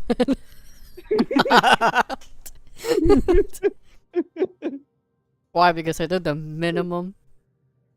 You did a bare minimum. Good doggone. Wait, hey, Vince, calm down. I'll get hard. Okay. Okay, buddy, calm down. I know. Alright. Chapter 15. And then sang Moses and the children of Israel the song unto the Lord, and spake, saying, I will sing up to the Lord, for he hath triumphed gloriously. The horse and his rider hath he thrown into the sea. The Lord is my strength and song, he has become my salvation. He is my God, and I will prepare him an habitation, my father's God, and I will exalt him. The Lord is a man of war, the Lord is his name. Pharaoh's chariots and his host hath he cast into the sea. His chosen captains also are drowned in the Red Sea. The depths have covered them, they sank into the bottom as a stone. Thy right hand, O Lord, is become glorious in power. Thy right hand, O Lord, hath dashed in pieces the enemy. And in the greatness of thine excellency thou hast overthrown them that rose up against thee. thou sentest forth thy wrath, which consumed them as stubble. And with the blast of thy nostrils the waters were gathered together. The floods stood upright as an heap, and the depths were congealed in the heart of the sea. The enemy said, I will pursue, I will overtake, I will divide the spoil. My lust shall be satisfied upon them, and I will draw my sword, my hand shall destroy them. Thou didst blow with thy wind, the sea covered them, they sank as lead in the mighty waters. Who is like unto thee, O Lord, among the gods? Who is like thee, glorious in holiness, fearful in praises, doing wonders? Thou stretched out thy right hand, the earth swallowed them. Thou in thy mercy hast led forth the people which thou hast redeemed. Thou hast guided them in thy strength unto thy holy habitation. The people shall hear and be afraid. Sorrow shall take hold unto the inhabitants of Palestina. Then the dukes of Edom shall be amazed. The mighty men of Moab, trembling shall take hold upon them. All the inhabitants of Canaan shall melt away. Fear and dread shall fall upon them by the greatness of thine arm. They shall be as still as a stone, till thy people pass over, O Lord, till the people pass over which thou hast purchased.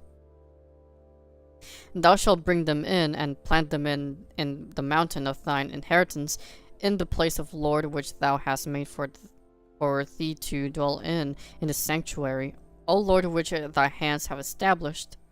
The Lord shall reign forever and ever. For the horse of the Pharaoh went in with his chariots and with his horsemen into the sea, and the Lord brought again the waters of the sea upon them. But the children of Israel went on dry land in the midst of the sea. And Miriam the prophetess, the sister of Aaron, took a timbrel in her hand, and all the women went out after her with timbrels and with dances. And Miriam answered them, Sing yet to the Lord, for he hath triumphed gloriously. The horse and his rider hath he thrown into the sea. So Moses brought Israel from the Red Sea, and they went out into the wilderness of Shur. And they went 3 days in the wilderness, and found no water. And when they came to Marah, they could not drink of the waters of Marah, for they were bitter. Therefore the name of it was called Marah. And the people murmured against Moses, saying, What shall we drink then? And he cried unto the Lord, and the Lord shewed him a tree, which he had cast into the waters. The waters were made sweet. There he made for them a statute and an ordinance, and there he proved them. And said, If thou wilt diligently hearken to the voice of the Lord thy God, and wilt do that which is right in his sight, and wilt give ear to his commandments, and keep all his statutes, I will put none of these diseases upon thee, which I have brought upon the Egyptians, for I am the Lord that healeth thee. Alright, here comes the constant complaints of the Israelites now while they are going through the deserts, or the wilderness, dry wilderness.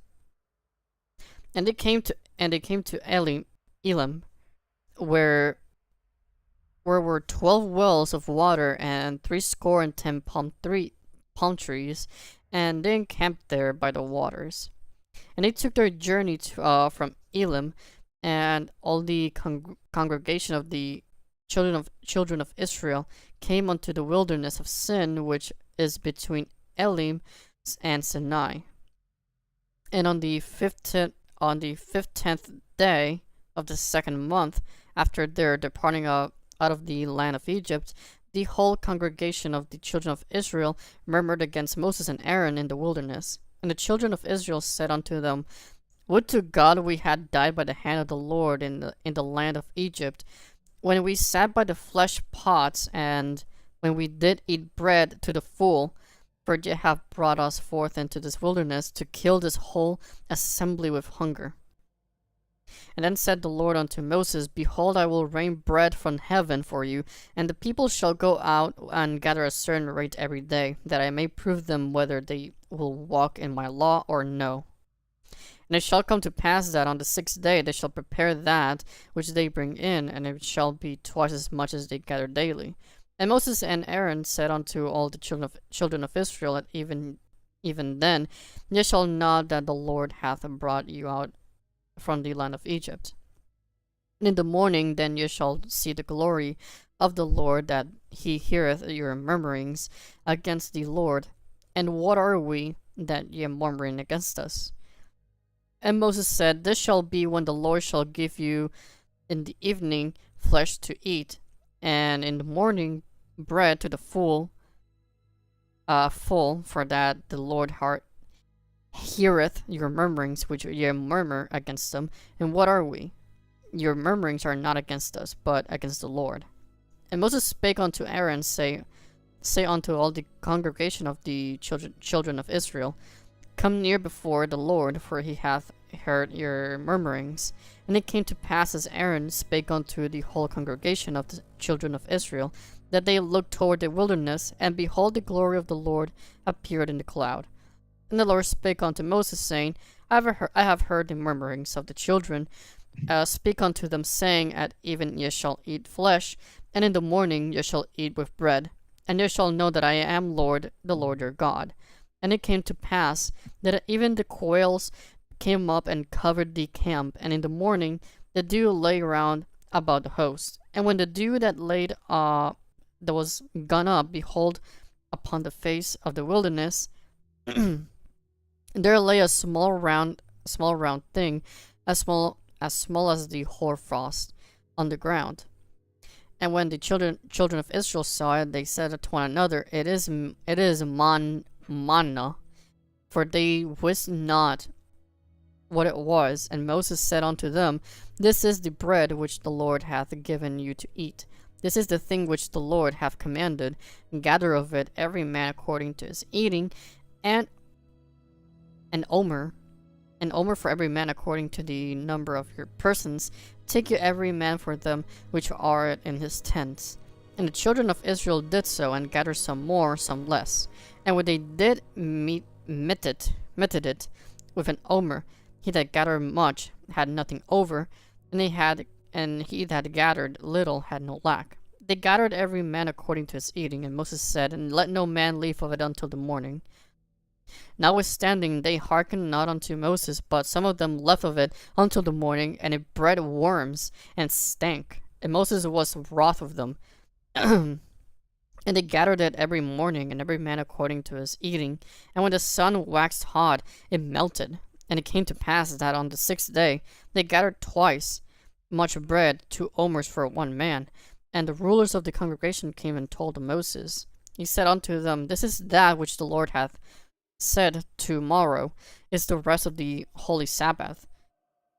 So as the holy Sabbath unto the Lord, bake that Sabbath. which Sabbath is the holy Sabbath unto the Lord, bake that which ye will bake today, and seethe that ye will seethe, and that which remaineth over lay up for you to be kept until the morning. And they laid it up until the morning, as Moses bade, and it did not stink, neither was there any worm therein. Moses said, Eat that today, for today is a Sabbath. Sabbath. It's a Sabbath. Not the bath. Sabbath. The best. You're gonna make me fuck it up. Damn it. For today is a Sabbath unto the Lord. No. What? Okay, no, just continue. I'm done. Unto the Lord. Today you shall not find it in the field. 6 days ye shall gather it. But on the 7th day, which is the Sabbath, in it there shall be none. And it came to pass that there went out some of the people on the 7th day for to gather, and they found none. And the Lord said unto Moses, How long refuse ye to keep my commandments and my laws? See, for that the Lord hath given you the Sabbath. Therefore he giveth you on the 6th day the bread of 2 days. abide yet every man in his place. Let no man go out of his place on the 7th day. So the people rested on the 7th day, and the house of Israel called the name of thereof manna, and it was like coriander seed, white, and the taste of it was like wafers, made with honey. And then Moses said, This is the thing which the Lord commandeth. Fill an omer of it to be kept for your generations, that they may see the bread whereof I have fed you in the wilderness, when I brought you forth from the land of Egypt. And Moses said unto Aaron, Take a pot and put an omer full of manna therein, and lay it up before the Lord, to be kept for your generations. Ugh. As the Lord commanded Moses, so Aaron laid it up before the testimony to be kept. And the children of Israel did eat manna 40 years, until they came to a land inhabited. They did eat manna until they came unto the borders of the land of Canaan. Now an omer is the 10th part of an ephah.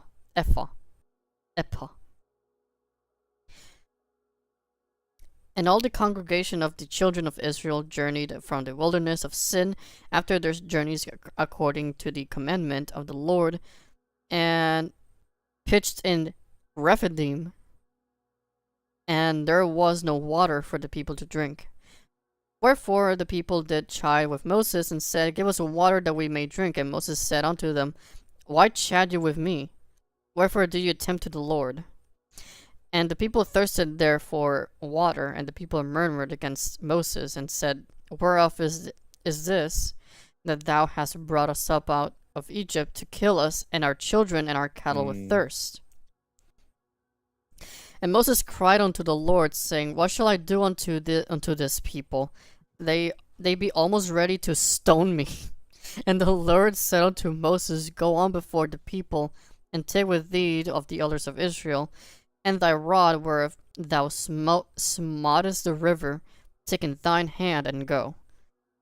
Behold, I will stand before thee there upon the rock in Horeb, and thou shalt smite the rock, and there shall come water out of it, that the people may drink. And Moses did so in the sight of the elders of Israel, and he called the name of the place Massah and Meribah, because of the chiding of the children of Israel, and because they tempted the Lord, saying, Is the Lord among us or not?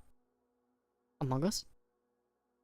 Then came the Amalek, and fought with Israel in Rephidim. Oh, the infamous Amalek.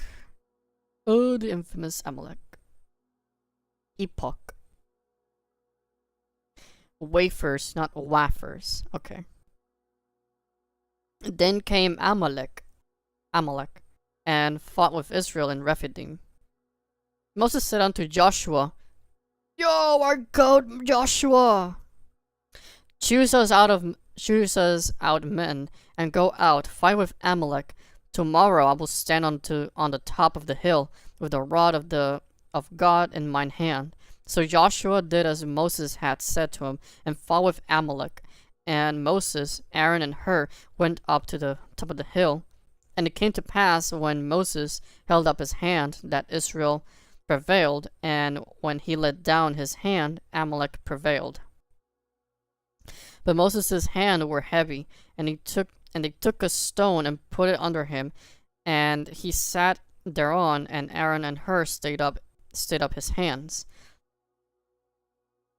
the one on the side and the other on the side, and his hands were steady until going down of the sun. Joshua discomfited Amalek and his people with the edge of the sword. And the Lord said unto Moses, Write this for a memorial in a book, rehearse it in the ears of Joshua, for I will orderly put out the remembrance of Amalek from under heaven.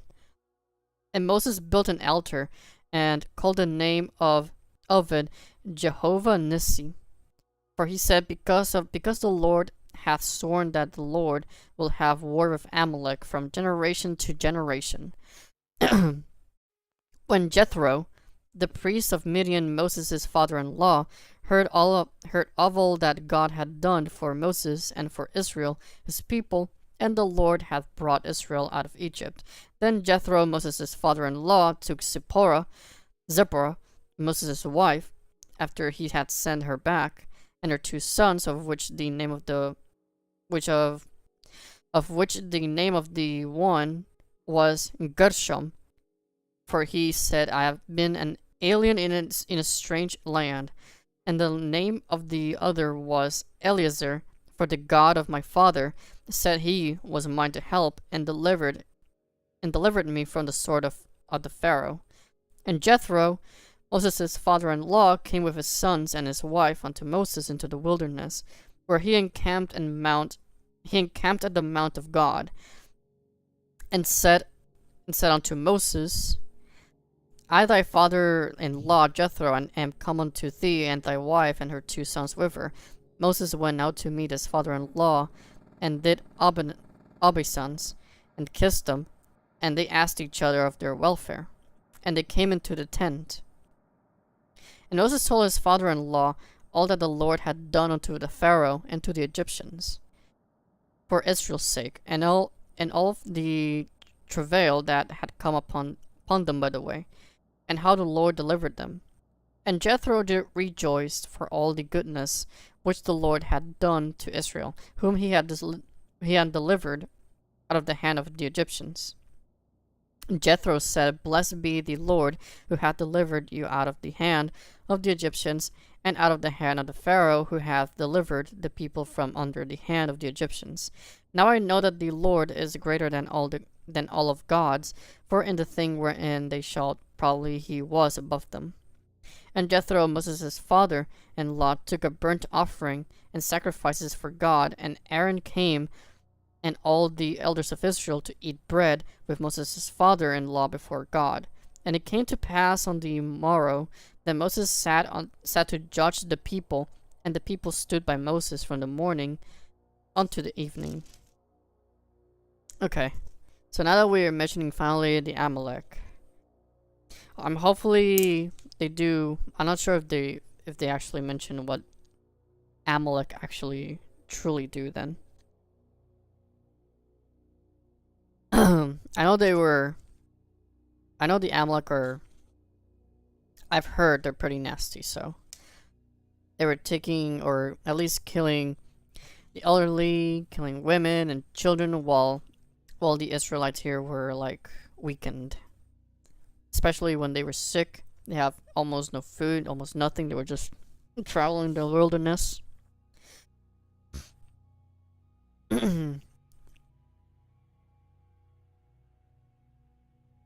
And I think Amalek comes from Esau, right? That's as far. I'm not sure if that part is true or not.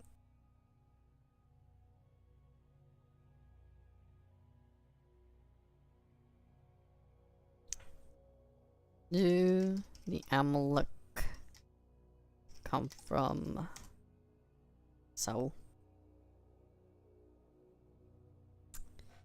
According to biblical lineage, Amalekites were descendants of the Amalek, who was the grandson of Esau. Amalek was the son of the Esau's firstborn, Eliphaz, and his concubine Timnah, because Esau is the father of the Edomites, and this made the Amalekites a distinct but closely related to the nomadic tribe of the Edomites.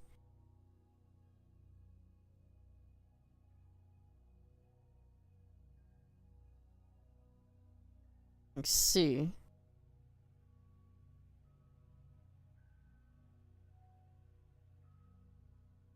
What did the Amalek do?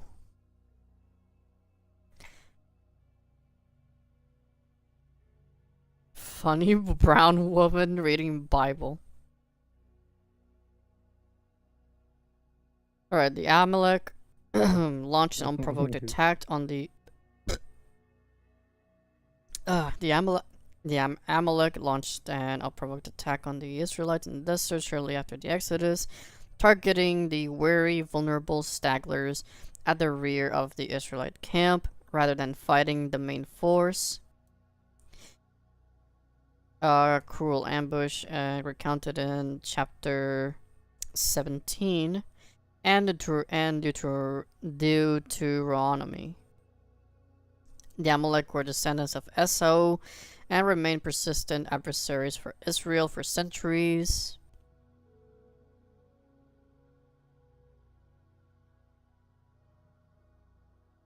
I see.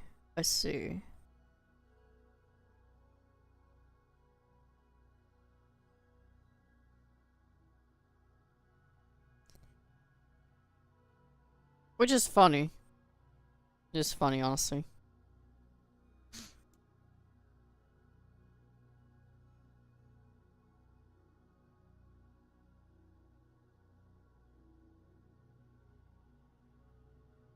Just not gonna lie, Amalek kind of describes the Israelis right now. It feels like it describes them. Yeah, because they're mentioned as cowardly, just not really much fighting in the main against the main forces. They're just cowardly going against the back lines. Just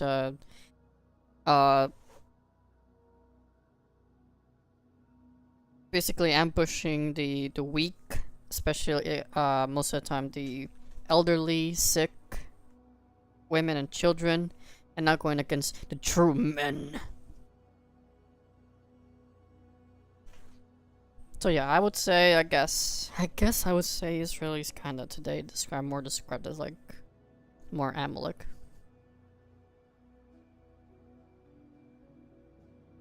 And when Moses' father-in-law saw all that he did to the people, he said, "What is this thing that thou dost to the people? Why sittest thou thyself alone, and all the people stand by thee from the morning unto even?" Moses said unto his father-in-law, "Because the people come unto me to inquire of God. When they have a matter, they come unto me, and I judge between one and another, and I do make them know the statutes of God and his laws." Moses' father-in-law said unto him, "The thing that thou doest is not good. Thou wilt surely wear away both thou and his people that is with thee, for this thing is too heavy for thee. Thou art not able to perform it thyself alone. Hearken now unto my voice. I will give thee counsel, and God shall be with thee. Be thou for the people to God ward, that thou mayest bring the causes unto God. And thou shalt teach them ordinances and laws, and shalt shew them the way wherein they must walk, and the work that they must do. Moreover, thou shalt provide out of all the people able men, such as the fear of God, men of truth, hating covetousness, and place such over them to be rulers of thousands and rulers of hundreds, rulers of 50s, rulers of 10s. Let them judge the people at all seasons, and it shall be that every great matter they shall bring unto thee, that for every small matter they shall judge, so it shall be easier for thyself, and they shall bear the burden with thee. If thou shalt do this thing, and God command thee so, then thou shalt be able to endure, and all this people shall also go to their place in peace."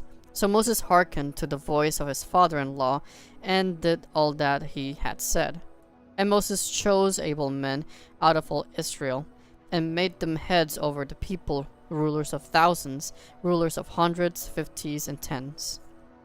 And they judged the people at all seasons. The hard causes they brought unto Moses, but every small matter they judged themselves. And Moses let his father-in-law depart, and he went his way unto his own land. Chapter 19.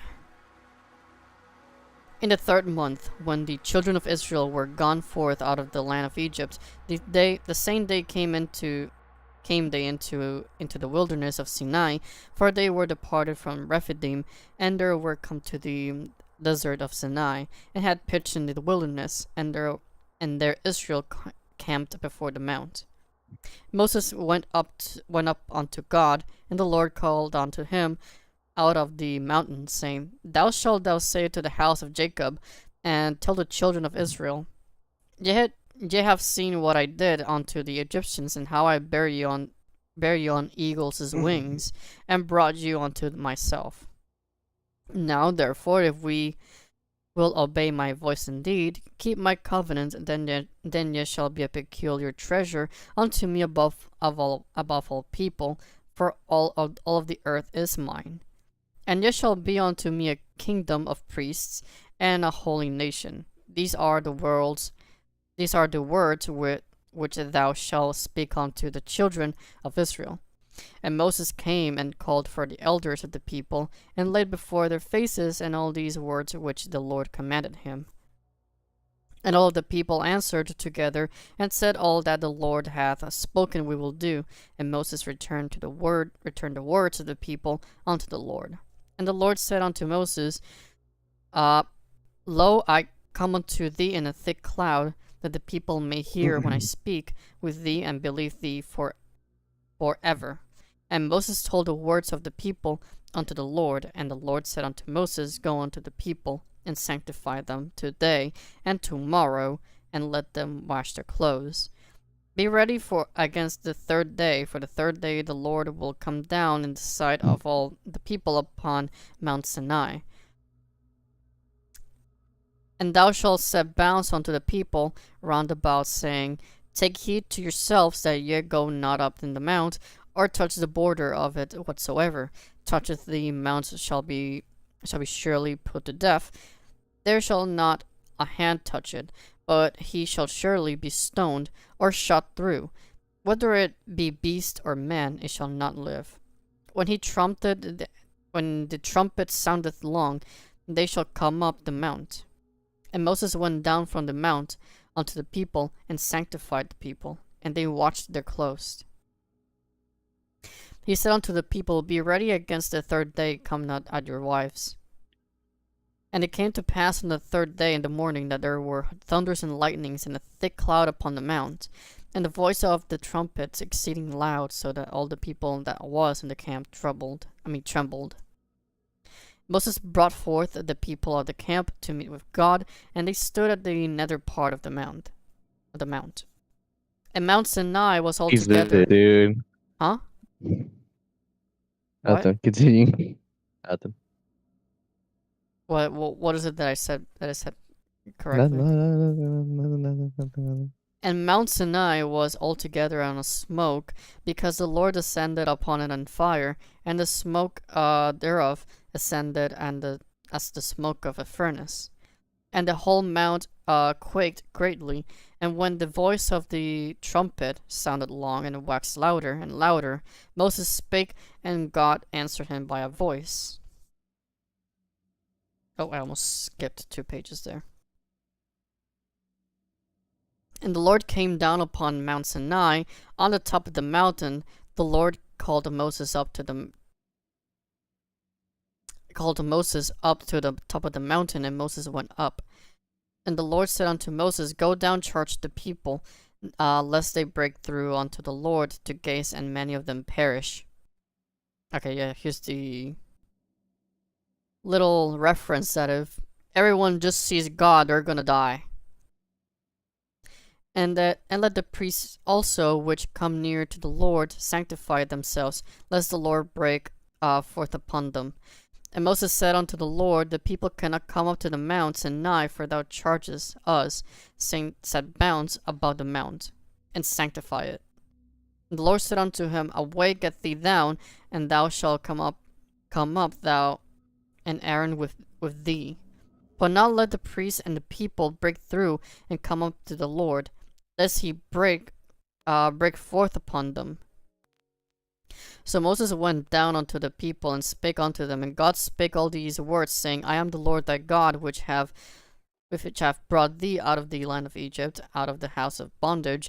Thou shalt have no other gods before me. Last famous words. Last famous words. Thou shalt have no other gods before me. Thou shalt not make unto thee any graven image, or any likeness of thing that is in heaven above, or that is in the earth beneath, or that is in the water under the earth. Thou shalt not bow down thyself to them, nor serve them, for I the Lord thy God am a jealous God, visiting the iniquity of the fathers upon the children unto the third and fourth generation of them that hate me, and showing mercy unto thousands of them that love me, and keep my commandments. Thou shalt not take the name of the Lord thy God in vain, for the Lord will not hold him guiltless that taketh his name in vain. Remember the Sabbath day, to keep it holy. 6 days shalt thou labor, and do all thy work. The seventh is the Sabbath of the Lord thy God. In it thou shalt not do any work, in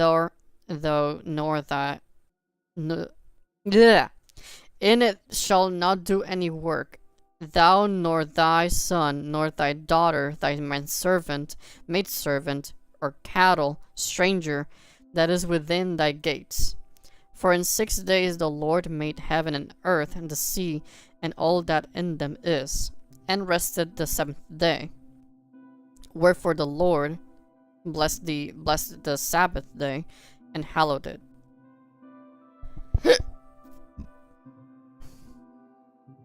Honor thy father and thy mother, and that thy days may be long upon the land which the Lord thy God giveth thee.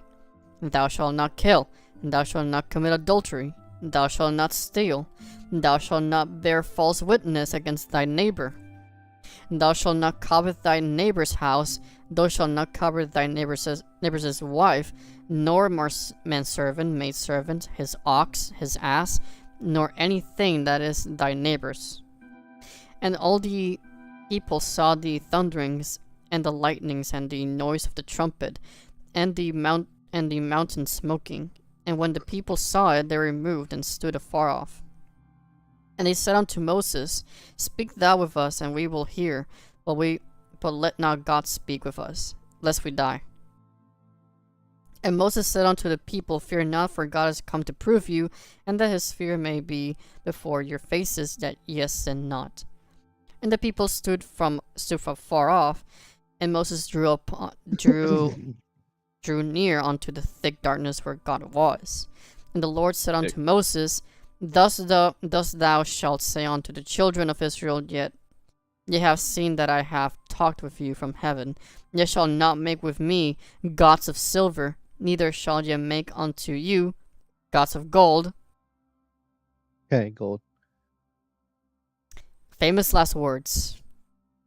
An altar of earth, and thou shalt make unto me, and shalt sacrifice thereon thy burnt offerings and thy peace offerings, thy sheep and thy oxen, in all places where I record my name.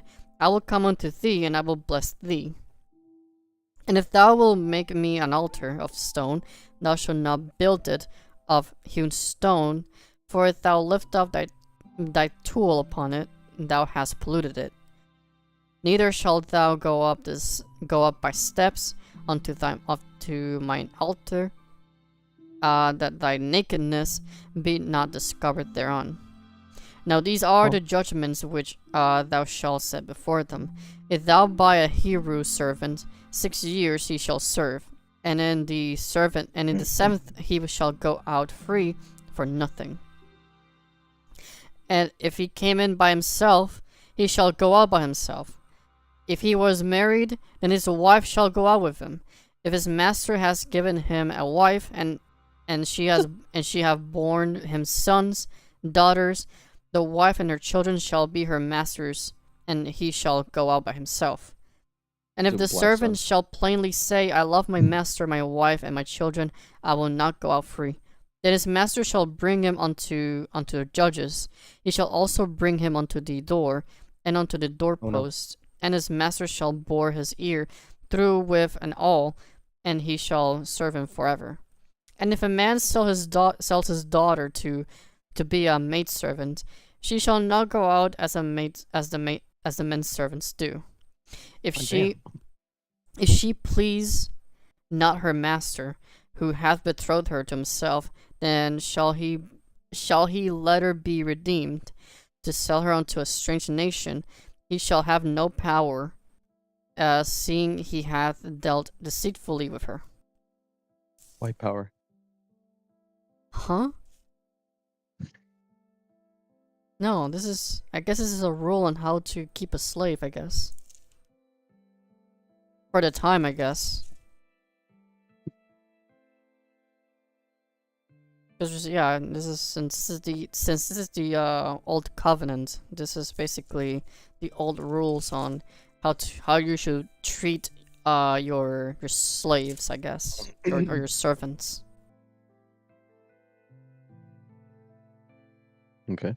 And if he hath betrothed her unto a son, he shall deal with her after the manner of daughters. And if he take him another wife, her food, her raiment, her duty of marriage shall not be diminished. And if he does not, and if he do not these three unto her, then shall she go out free without money. He that smitteth a man so that he die shall be surely put to death. If you kill someone, you die. And if a man lie not in a wait, but God deliver him into his hand, then I will appoint thee a place whither he shall flee.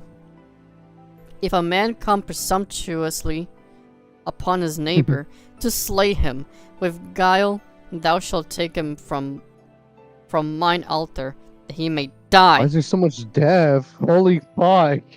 And he that smiteth his father or his mother shall be surely put to death. And he that stealeth a man and selleth him, or if he be found in his hand, he shall surely be put to death. And he that curseth his father or mother shall surely be put to death. Death. And if men strive together, and one smite another with a stone, or with his fist, and he dies, and he die not, but keepeth his bed. If he rises again and walk abroad upon his staff, then shall he that smote him be quit, only he shall pay for the loss of his time, and shall cause him to be thoroughly healed. If a man smite his servant or his maid with a rod, and he die under his hand, he shall be surely be punished. Just severely punished, I say. Yeah. If it's a master. No death. If it's a master killing his servants, then punished severely. Alright, it's alright. So It's not basically terrible. saying Not a person. treat your slaves good. Notwithstanding, if he continue a day or two, he shall not be punished, for he is his money. If men strive and hurt a woman with child, so that her fruit departs from her, and yet no mischiefs follow, he shall be surely punished, according to as the woman's husband will lay upon him, and he shall pay as the judges determine. So if someone hurts a pregnant woman, the judges can decide what to do with you. I mean, That's fair, I guess. fair enough, honestly. Fair enough. Like, surely be punished according as the woman's husband will lay upon him, and then he shall pay as the judges determine. Oh.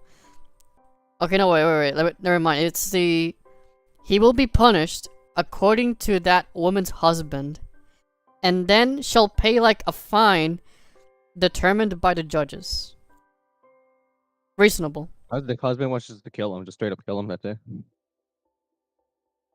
So yeah, if you have a wife, she's pregnant. If in the old covenant, if your wife was pregnant, she got hit by a man, you can do whatever you can possibly just severely punish him, like probably beat him to a pulp. I mean, and if any mischief if follows, he dies, does he still have to pay the fee? I don't think so. Just keep him alive so he can pay the fee as well. And if any mischiefs follow, then thou shalt give life for life. eye for an eye, tooth for tooth, hand for hand, foot for foot. Burning yeah. for burning, wound for wound, stripe for stripe, and if a man smite the eye of his servant, or the eye of his maid, that it perish, he shall let him go free for his eye's sake. And if he smite out his manservant's tooth, or his maid's tooth, he shall let him go free for his tooth's sake. And if an ox gores a man or woman, that they die, then the ox shall be surely stoned. His flesh shall not be eaten, but the owner of the ox shall be quit. Huh?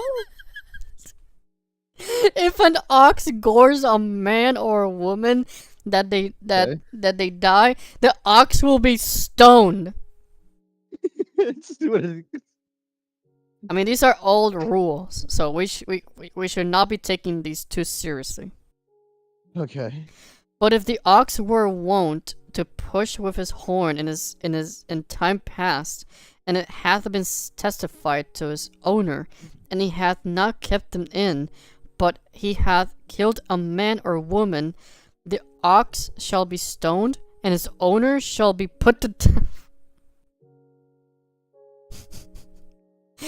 So if the ox was forced to do it by his master, I think, then both the master and the ox will die.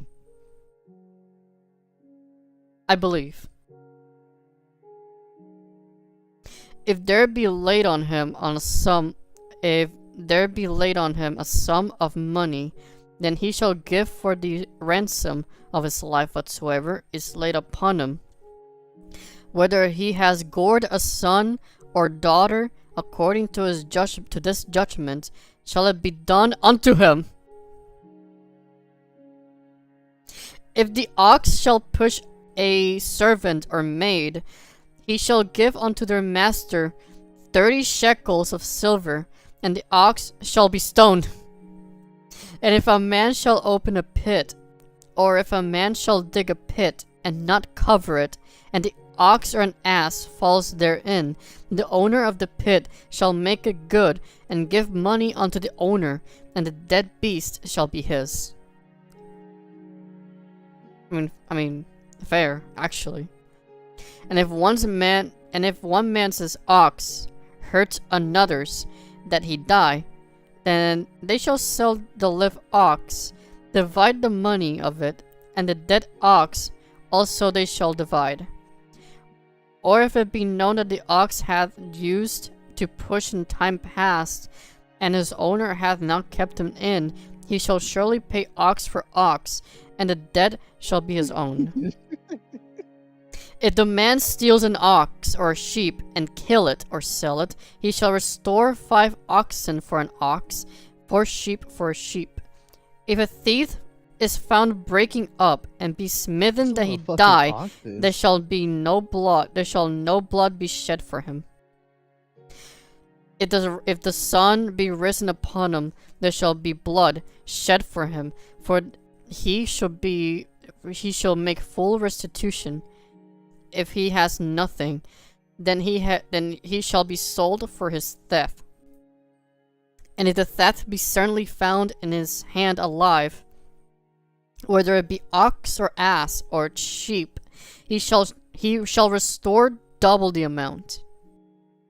If a man shall cause a field or vineyard to be eaten, and shall put in his beast, and shall feed in another man's field of the best in his own field, and of the best of his own vineyard shall he make restitution. If fire breaks out and catch in thorns, so that the stacks of corn, of the standing corn of the field, be consumed therewith, he hath kindled the fire, shall surely make restitution.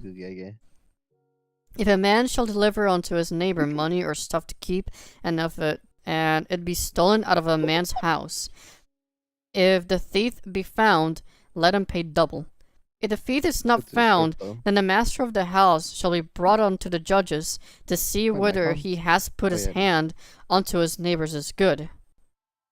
For all manner of trespass, whether it be for an ox, ass, sheep, for raiment, or for any manner of lost thing which another challengeth to be his, the cause of both parties shall come before the judges, and whom the judges shall condemn, he shall pay double unto his neighbor.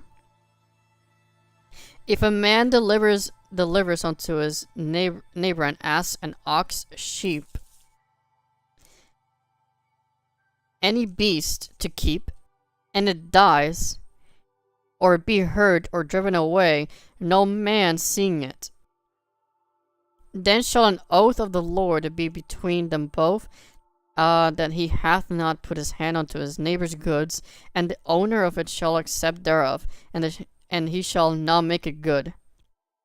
If it's stolen from him, he shall make restitution unto the owner thereof. If it be torn in pieces, then let him bring it for a witness, and he shall not make good that which it was torn. If a man borrows out of his neighbor, and it be hurt or die, the owner thereof being not with it, then he shall surely make it good. But if the owner thereof be with it, he shall not make it good. If it be a hire thing, it came for his hire.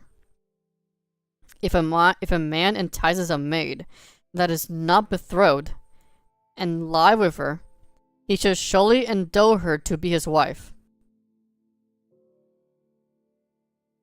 Okay.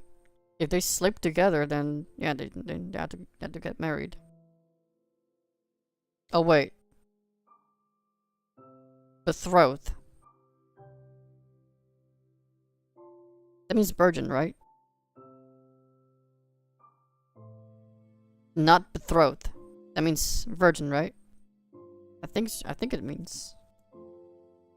Not betrothed.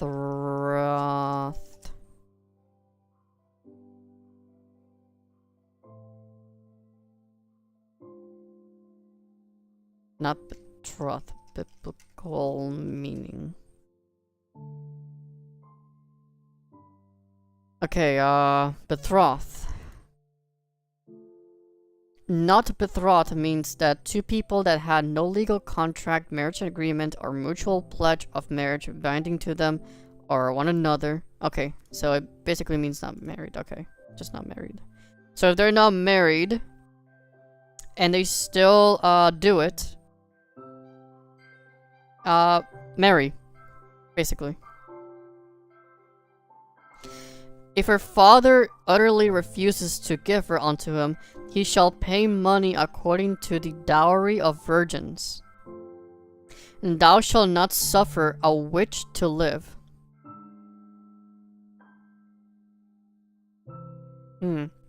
Whosoever lieth with a beast shall surely be put to death.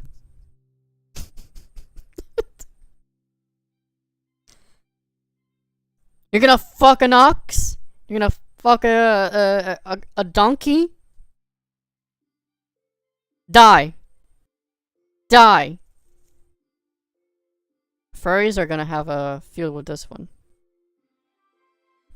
He that sacrificed unto any god, save unto the Lord only, and he shall be utterly destroyed.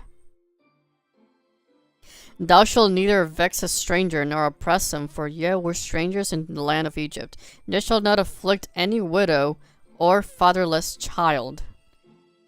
If thou afflict them in any wise, then they cry at all unto me, I will surely hear their cry.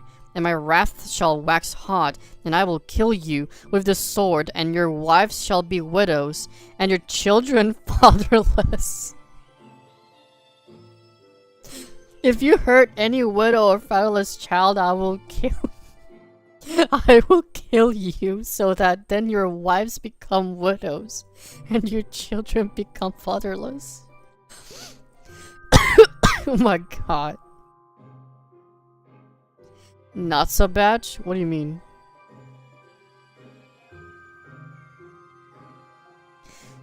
If thou lend money to any of my people that is poor by thee, thou shalt not be to him as an usurer, neither shalt thou lay upon him usury.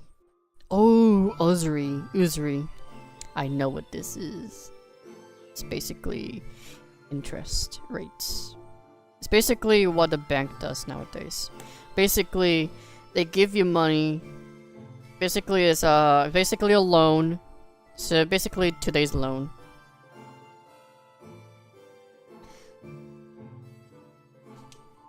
Usury is basically loans, and along with the interest rate, just a regular loan. But again, just put some interest rate so they can. So I guess to, in a way, pay extra for service of the loan. I believe that's what usury was. If not, let me search so I can. Okay, usury is the act of lending money unethically, unlawfully, at an exorbitant interest rate. Okay, yeah, so it's interest rates, but at an extremely high rates, which is why there's nowadays actual caps or limits on to how much banks and other agencies and stuff they can charge interest rate. Yeah, basically loan sharks. But yeah, in those times, basically Middle ages and a lot earlier in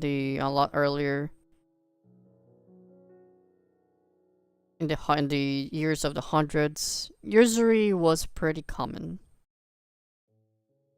on a specific type of people that I will not mention, otherwise they're gonna smite me with missile strikes. If thou at all take thy neighbour's raiment to pledge, thou shalt deliver it unto him, by that the sun goeth down. For that is his covering only, it is his raiment for his skin, wherein shall he sleep. And it shall come to pass, when he crieth unto me, that I will hear, for I am gracious. And thou shalt not revile to the gods, nor curse the ruler of thy people. And thou shalt not delay to offer the first of thy ripe fruits, and of thy liquors. The firstborn of thy sons shalt thou give unto me. Likewise shalt thou do with thine oxen, thy sheep. 7 days it shall be with his dam, and on the 8th day shalt give it to me. And ye shall be holy men unto me, neither shall ye eat any flesh that is torn of beasts in the field, ye shall cast it to the dogs. And thou shalt not raise a false report, put thine hand with the wicked to be an unrighteous witness. And thou shalt not follow a multitude to do evil, neither shalt thou speak in cause to decline after many to wrest judgment, neither shalt thou countenance a poor man in his cause. If thou meet thine enemy's ox or his ass going astray, thou shalt surely bring it back to him again. Why? Why not just keep it? It's your enemy. I mean, what if the enemy kills you? Or at least tries to kill you? If thou see the ass of him, if thou see the ass of him that hateth thee lying under his burden, and wildest forbear to help him, thou shalt surely help him. Thou shalt not wrest the judgment of thy poor in his cause. Keep thee far from a false matter, and the innocent and righteous slay thou not, for I will not justify the wicked. And thou shalt take no gift, for the gift blindeth the wise, and perverteth the words of the righteous. Also thou shalt not oppress a stranger, for ye know the heart of a stranger, seeing ye were strangers in the land of Egypt. 6 years thou shalt sow thy land, and shalt gather in the fruits thereof. In the seventh year thou shalt let it rest and lie still, that the poor of thy people may eat. And what they leave the beasts in the field shall eat. In like manner thou shalt deal in thy vineyard. What? Vineyard. Vineyard or is it vineyard? Vineyard. Vineyard. Alright. I think it's actually vineyard. Alright. And with thy olive yard. 6 days thou shalt do thy work, and on the 7th thou shalt rest, and thine ox and thine ass may rest, and the son of the handmaid and the stranger may be refreshed. And in all things I have said unto you, be circumspect, and make no mention of the name of other gods, neither let it be heard out of thy mouth. 3 times thou shalt keep a feast unto me in the year. Thou shalt keep the feast of unleavened bread. Thou shalt eat unleavened bread 7 days, as I commanded thee, in the time appointed of the month Abib. For in it thou camest out from Egypt, and none shall appear before me empty.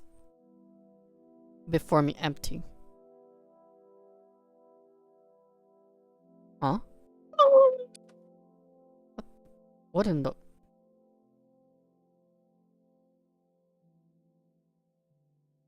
That's a smiley face. Right there. The smiley face.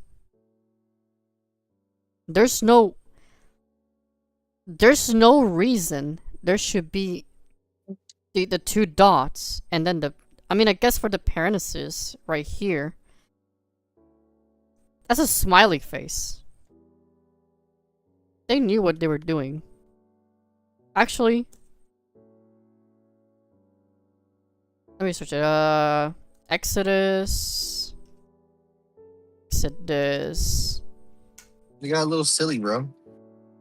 Now, I want to see if it's actually like more legit. Let me see. Exodus 23:15.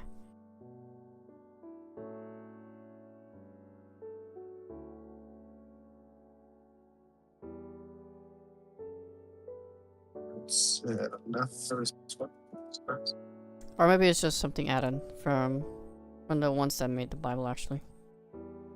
Or the ones that produced it, I guess. A little something. A little quirky. You know people who publish this version of the Bible? Huh?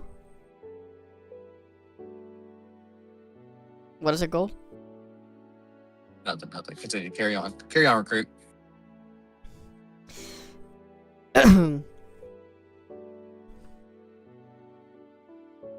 In the feast of harvest, the first fruits of thy labors, which thou hast sown in the field, and the feast of the ingathering, which is in the end of the year, when thou hast gathered in thy labors out of the field.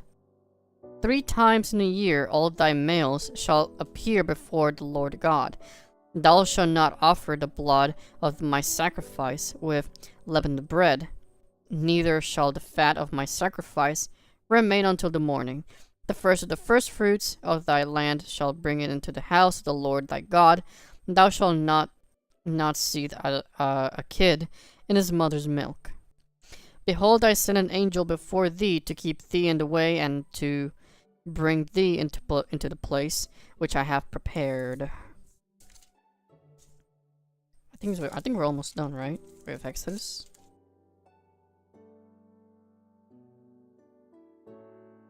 Oh boy.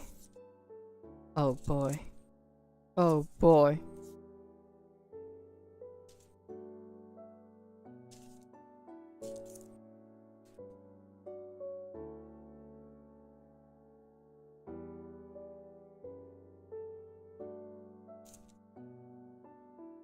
Damn.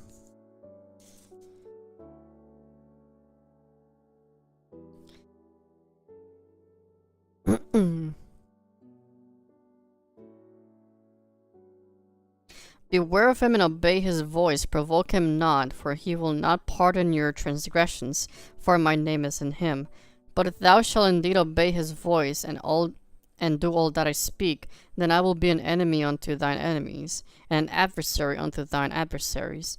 For mine angel shall go before thee, and bring in unto the Amorites and the Hittites, and the Perizzites, and the Canaanites, Hivites, and Jebusites, and I will cut them off.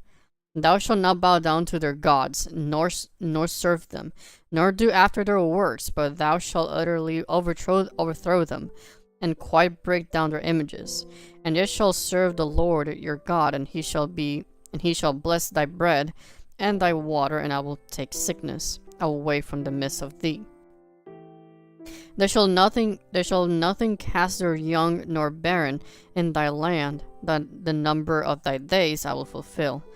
I will send my fear before thee, and I will destroy all the people to whom thou shalt come, and I will make all thine enemies turn their backs unto thee. And I will send hornets before thee, and which shall drive out the Hivite, the Canaanite, and Hittite from before thee.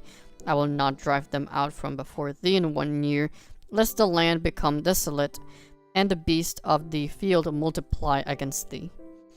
By little and little I will drive them out from before thee, until thou be increased and inherit the land. And I will set thy bounds from the Red Sea, even unto the sea of the Philistines, and from the desert unto the river. For I will deliver the inhabitants of the land into your hand, and thou shalt drive them out before thee. And thou shalt make no covenant with them, nor with their gods.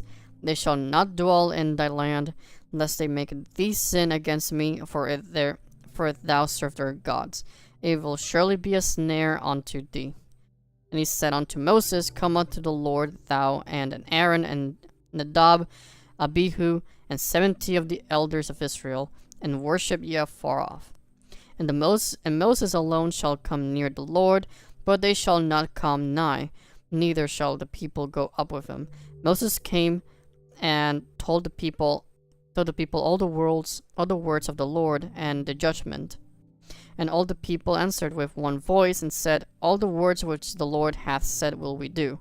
And Moses wrote all the words of the Lord, and rose up early in the morning, and builded an altar under the hill, and 12 pillars according to the 12 tribes of Israel. And then he sent young men of the children of Israel, which offered burnt offerings, and sacrificed peace offerings of oxen unto the Lord. And Moses took half of the blood, and put it in the basins, and half of the blood he sprinkled onto the altar. Alright, see you, Pente.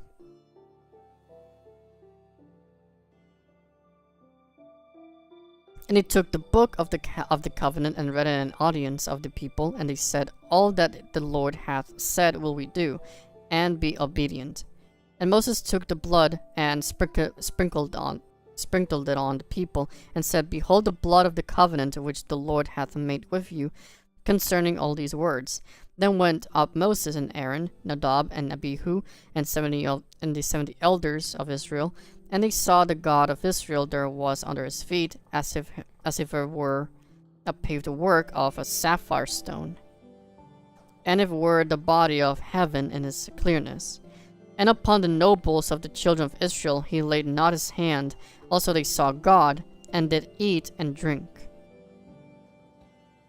Damn. They all saw God himself, and they just ate and drank with him. And the Lord said unto Moses, Come up to me into the mount, and be there. I will give thee tables of the stone, and a law and commandments which I have written, that thou mayest teach them. Moses rose up, and his minister Joshua and Moses went up to the mount of God. And he said unto the elders, Tarry ye here for us until we come again unto you. And behold, Aaron and Hur are with you. If any man have any matters to do, let him come unto them. Moses went up into the mount, and the cloud covered the mount. And the glory of the Lord abode upon Mount Sinai, and the cloud covered in 6 days. And the 7th day he called unto Moses out of the midst of the cloud, and the sight of the glory of the Lord was like devouring fire on the top of the mount in the eyes of the children of Israel. And Moses went into the midst of the cloud and gat him up into the mount. And Moses was in the mount 40 days and 40 nights. The Lord spake unto Moses, saying, Speak unto the children of Israel that they bring me an offering of every man that giveth it willingly with his heart. They shall take my offering. This is the offering which shall take of them gold and silver and brass, of blue and purple and scarlet, fine linen and goat's hair, ram skins dyed red, and badger's skins, and shittim wood, oil for the light, spices for anointing oil, and for sweet incense, onyx stones, and stones to be set in the ephod and in the breastplate. Ugh. And let them make me a sanctuary, that I may dwell among them, according to all that I shew thee, after the pattern of the tabernacle and the pattern of all the instruments thereof, even so shall ye make it. And they shall make an ark of shittim wood, 2 cubits and a half, shall be the length thereof, and a cubit and a half the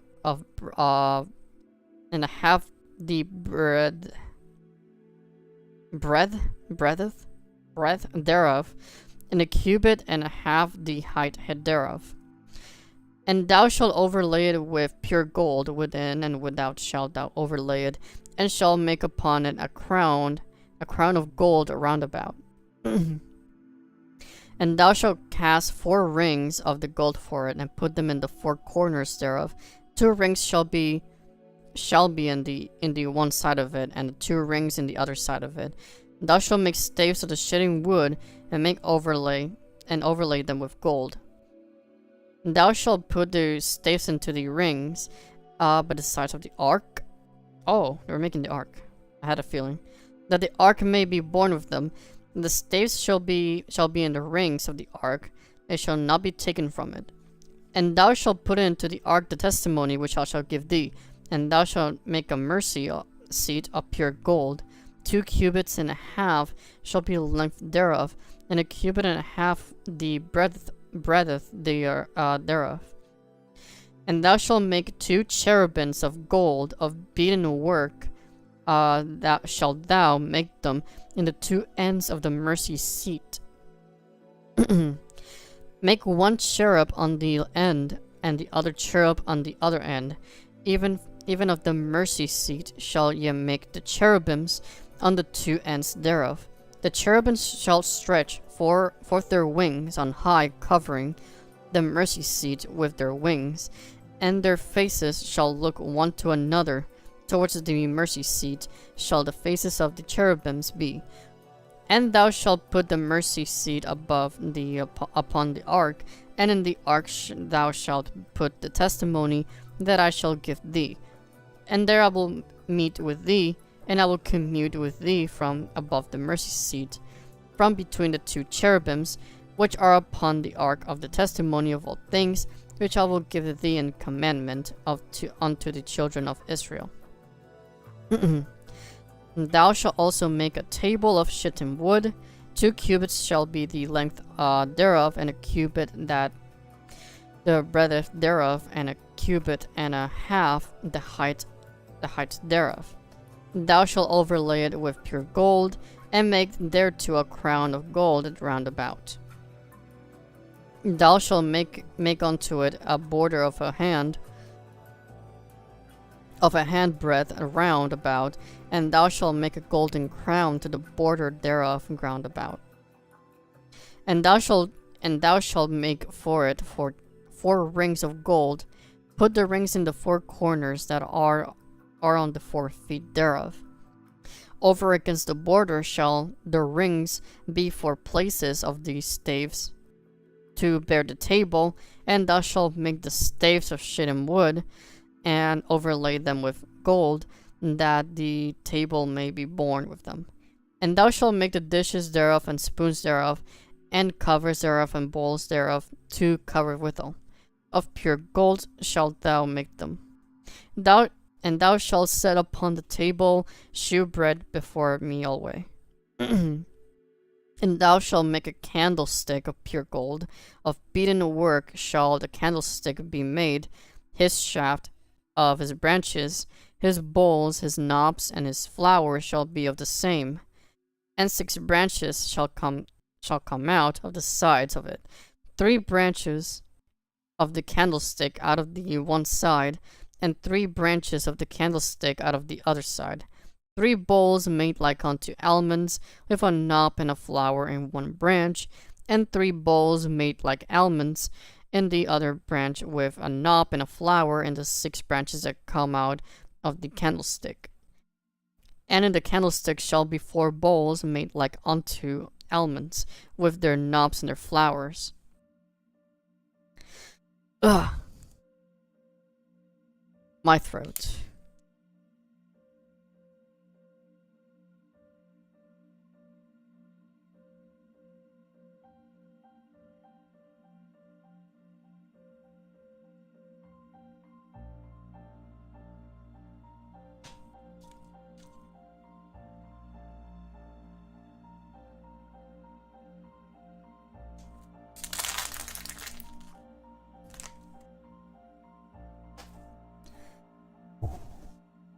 Woo.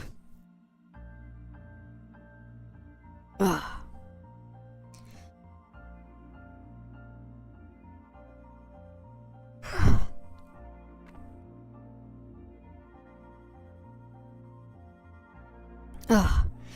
And there shall be a knob under 2 branches of the same, and a knob under 2 branches of the same, and a knob under 2 branches of the same, according to the 6 branches that proceed out of the candlestick.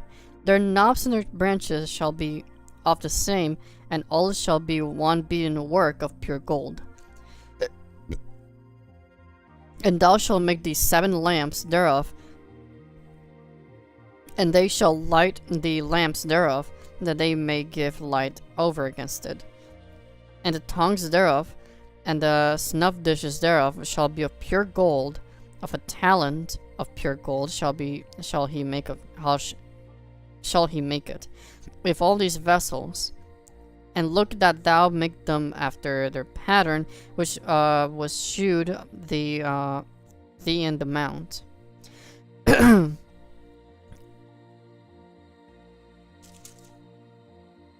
Oh my goodness. I'm guessing this is the entirety. It's just making the entire tabernacle at this point.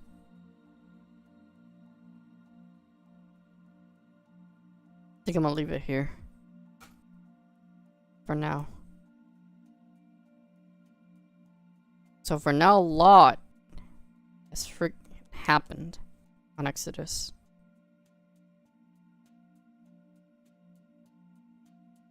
Wait, gold went out? He didn't say anything.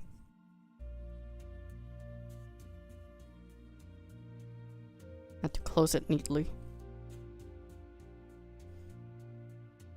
Not gonna lie, I'm liking it. I'm liking the stories here.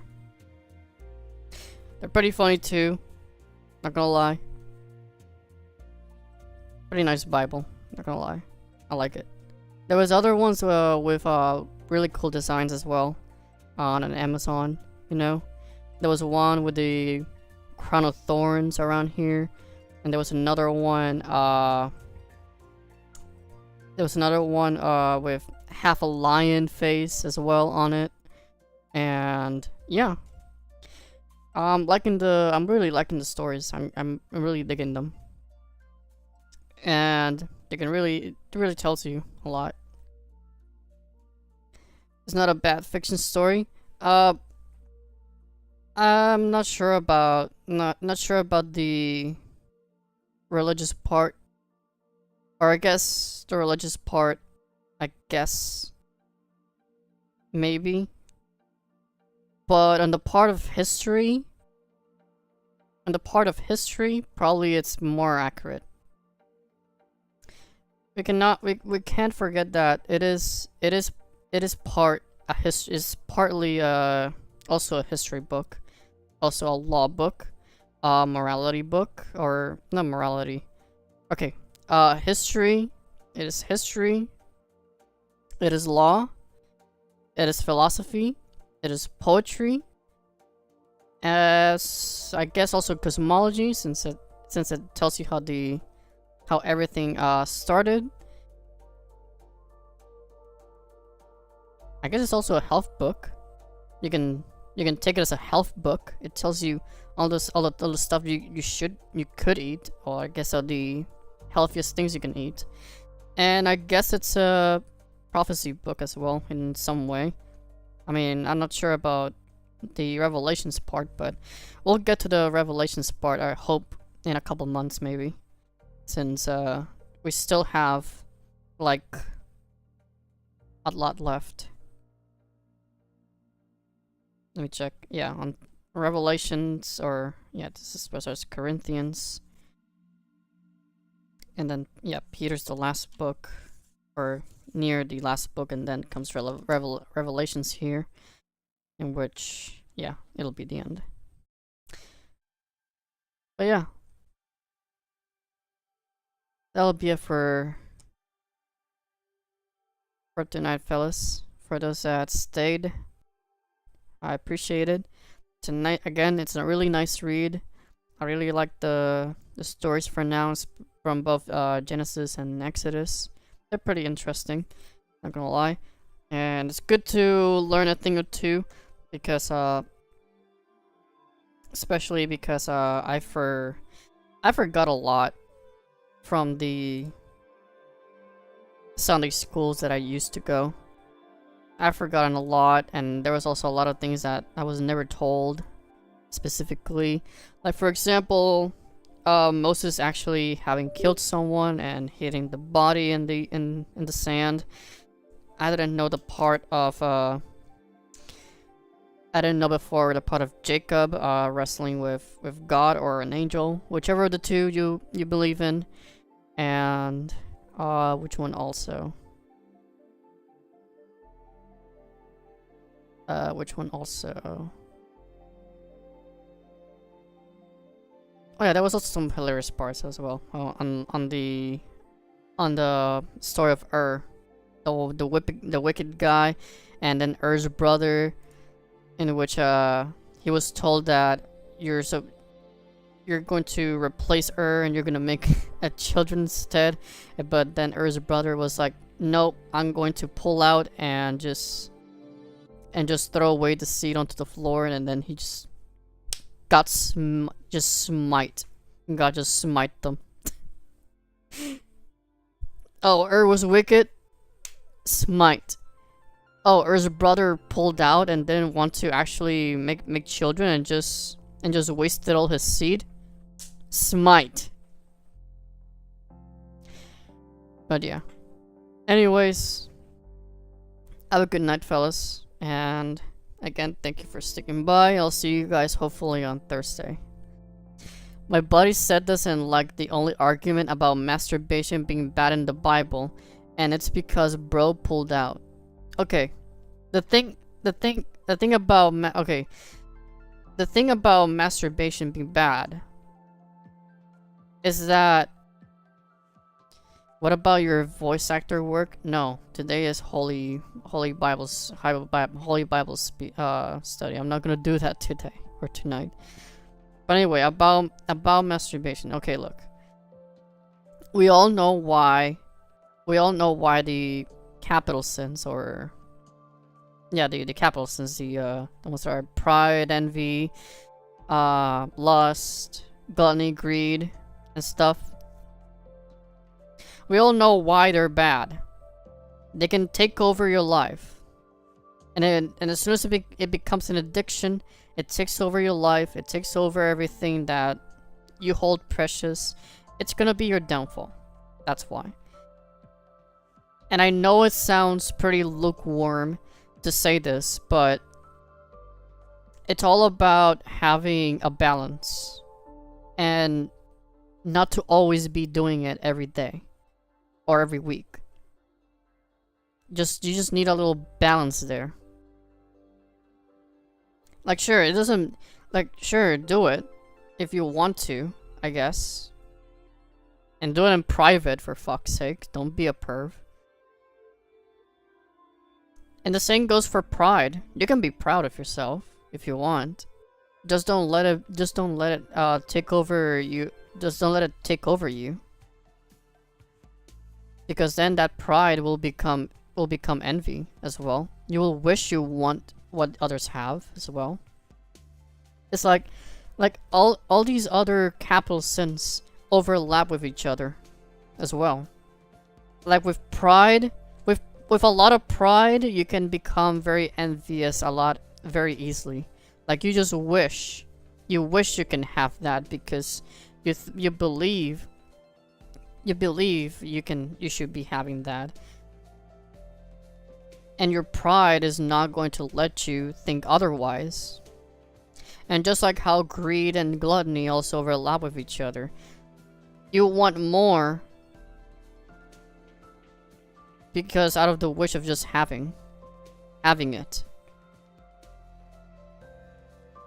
Like I want all the money because I need to have it. I just need to. It's precious.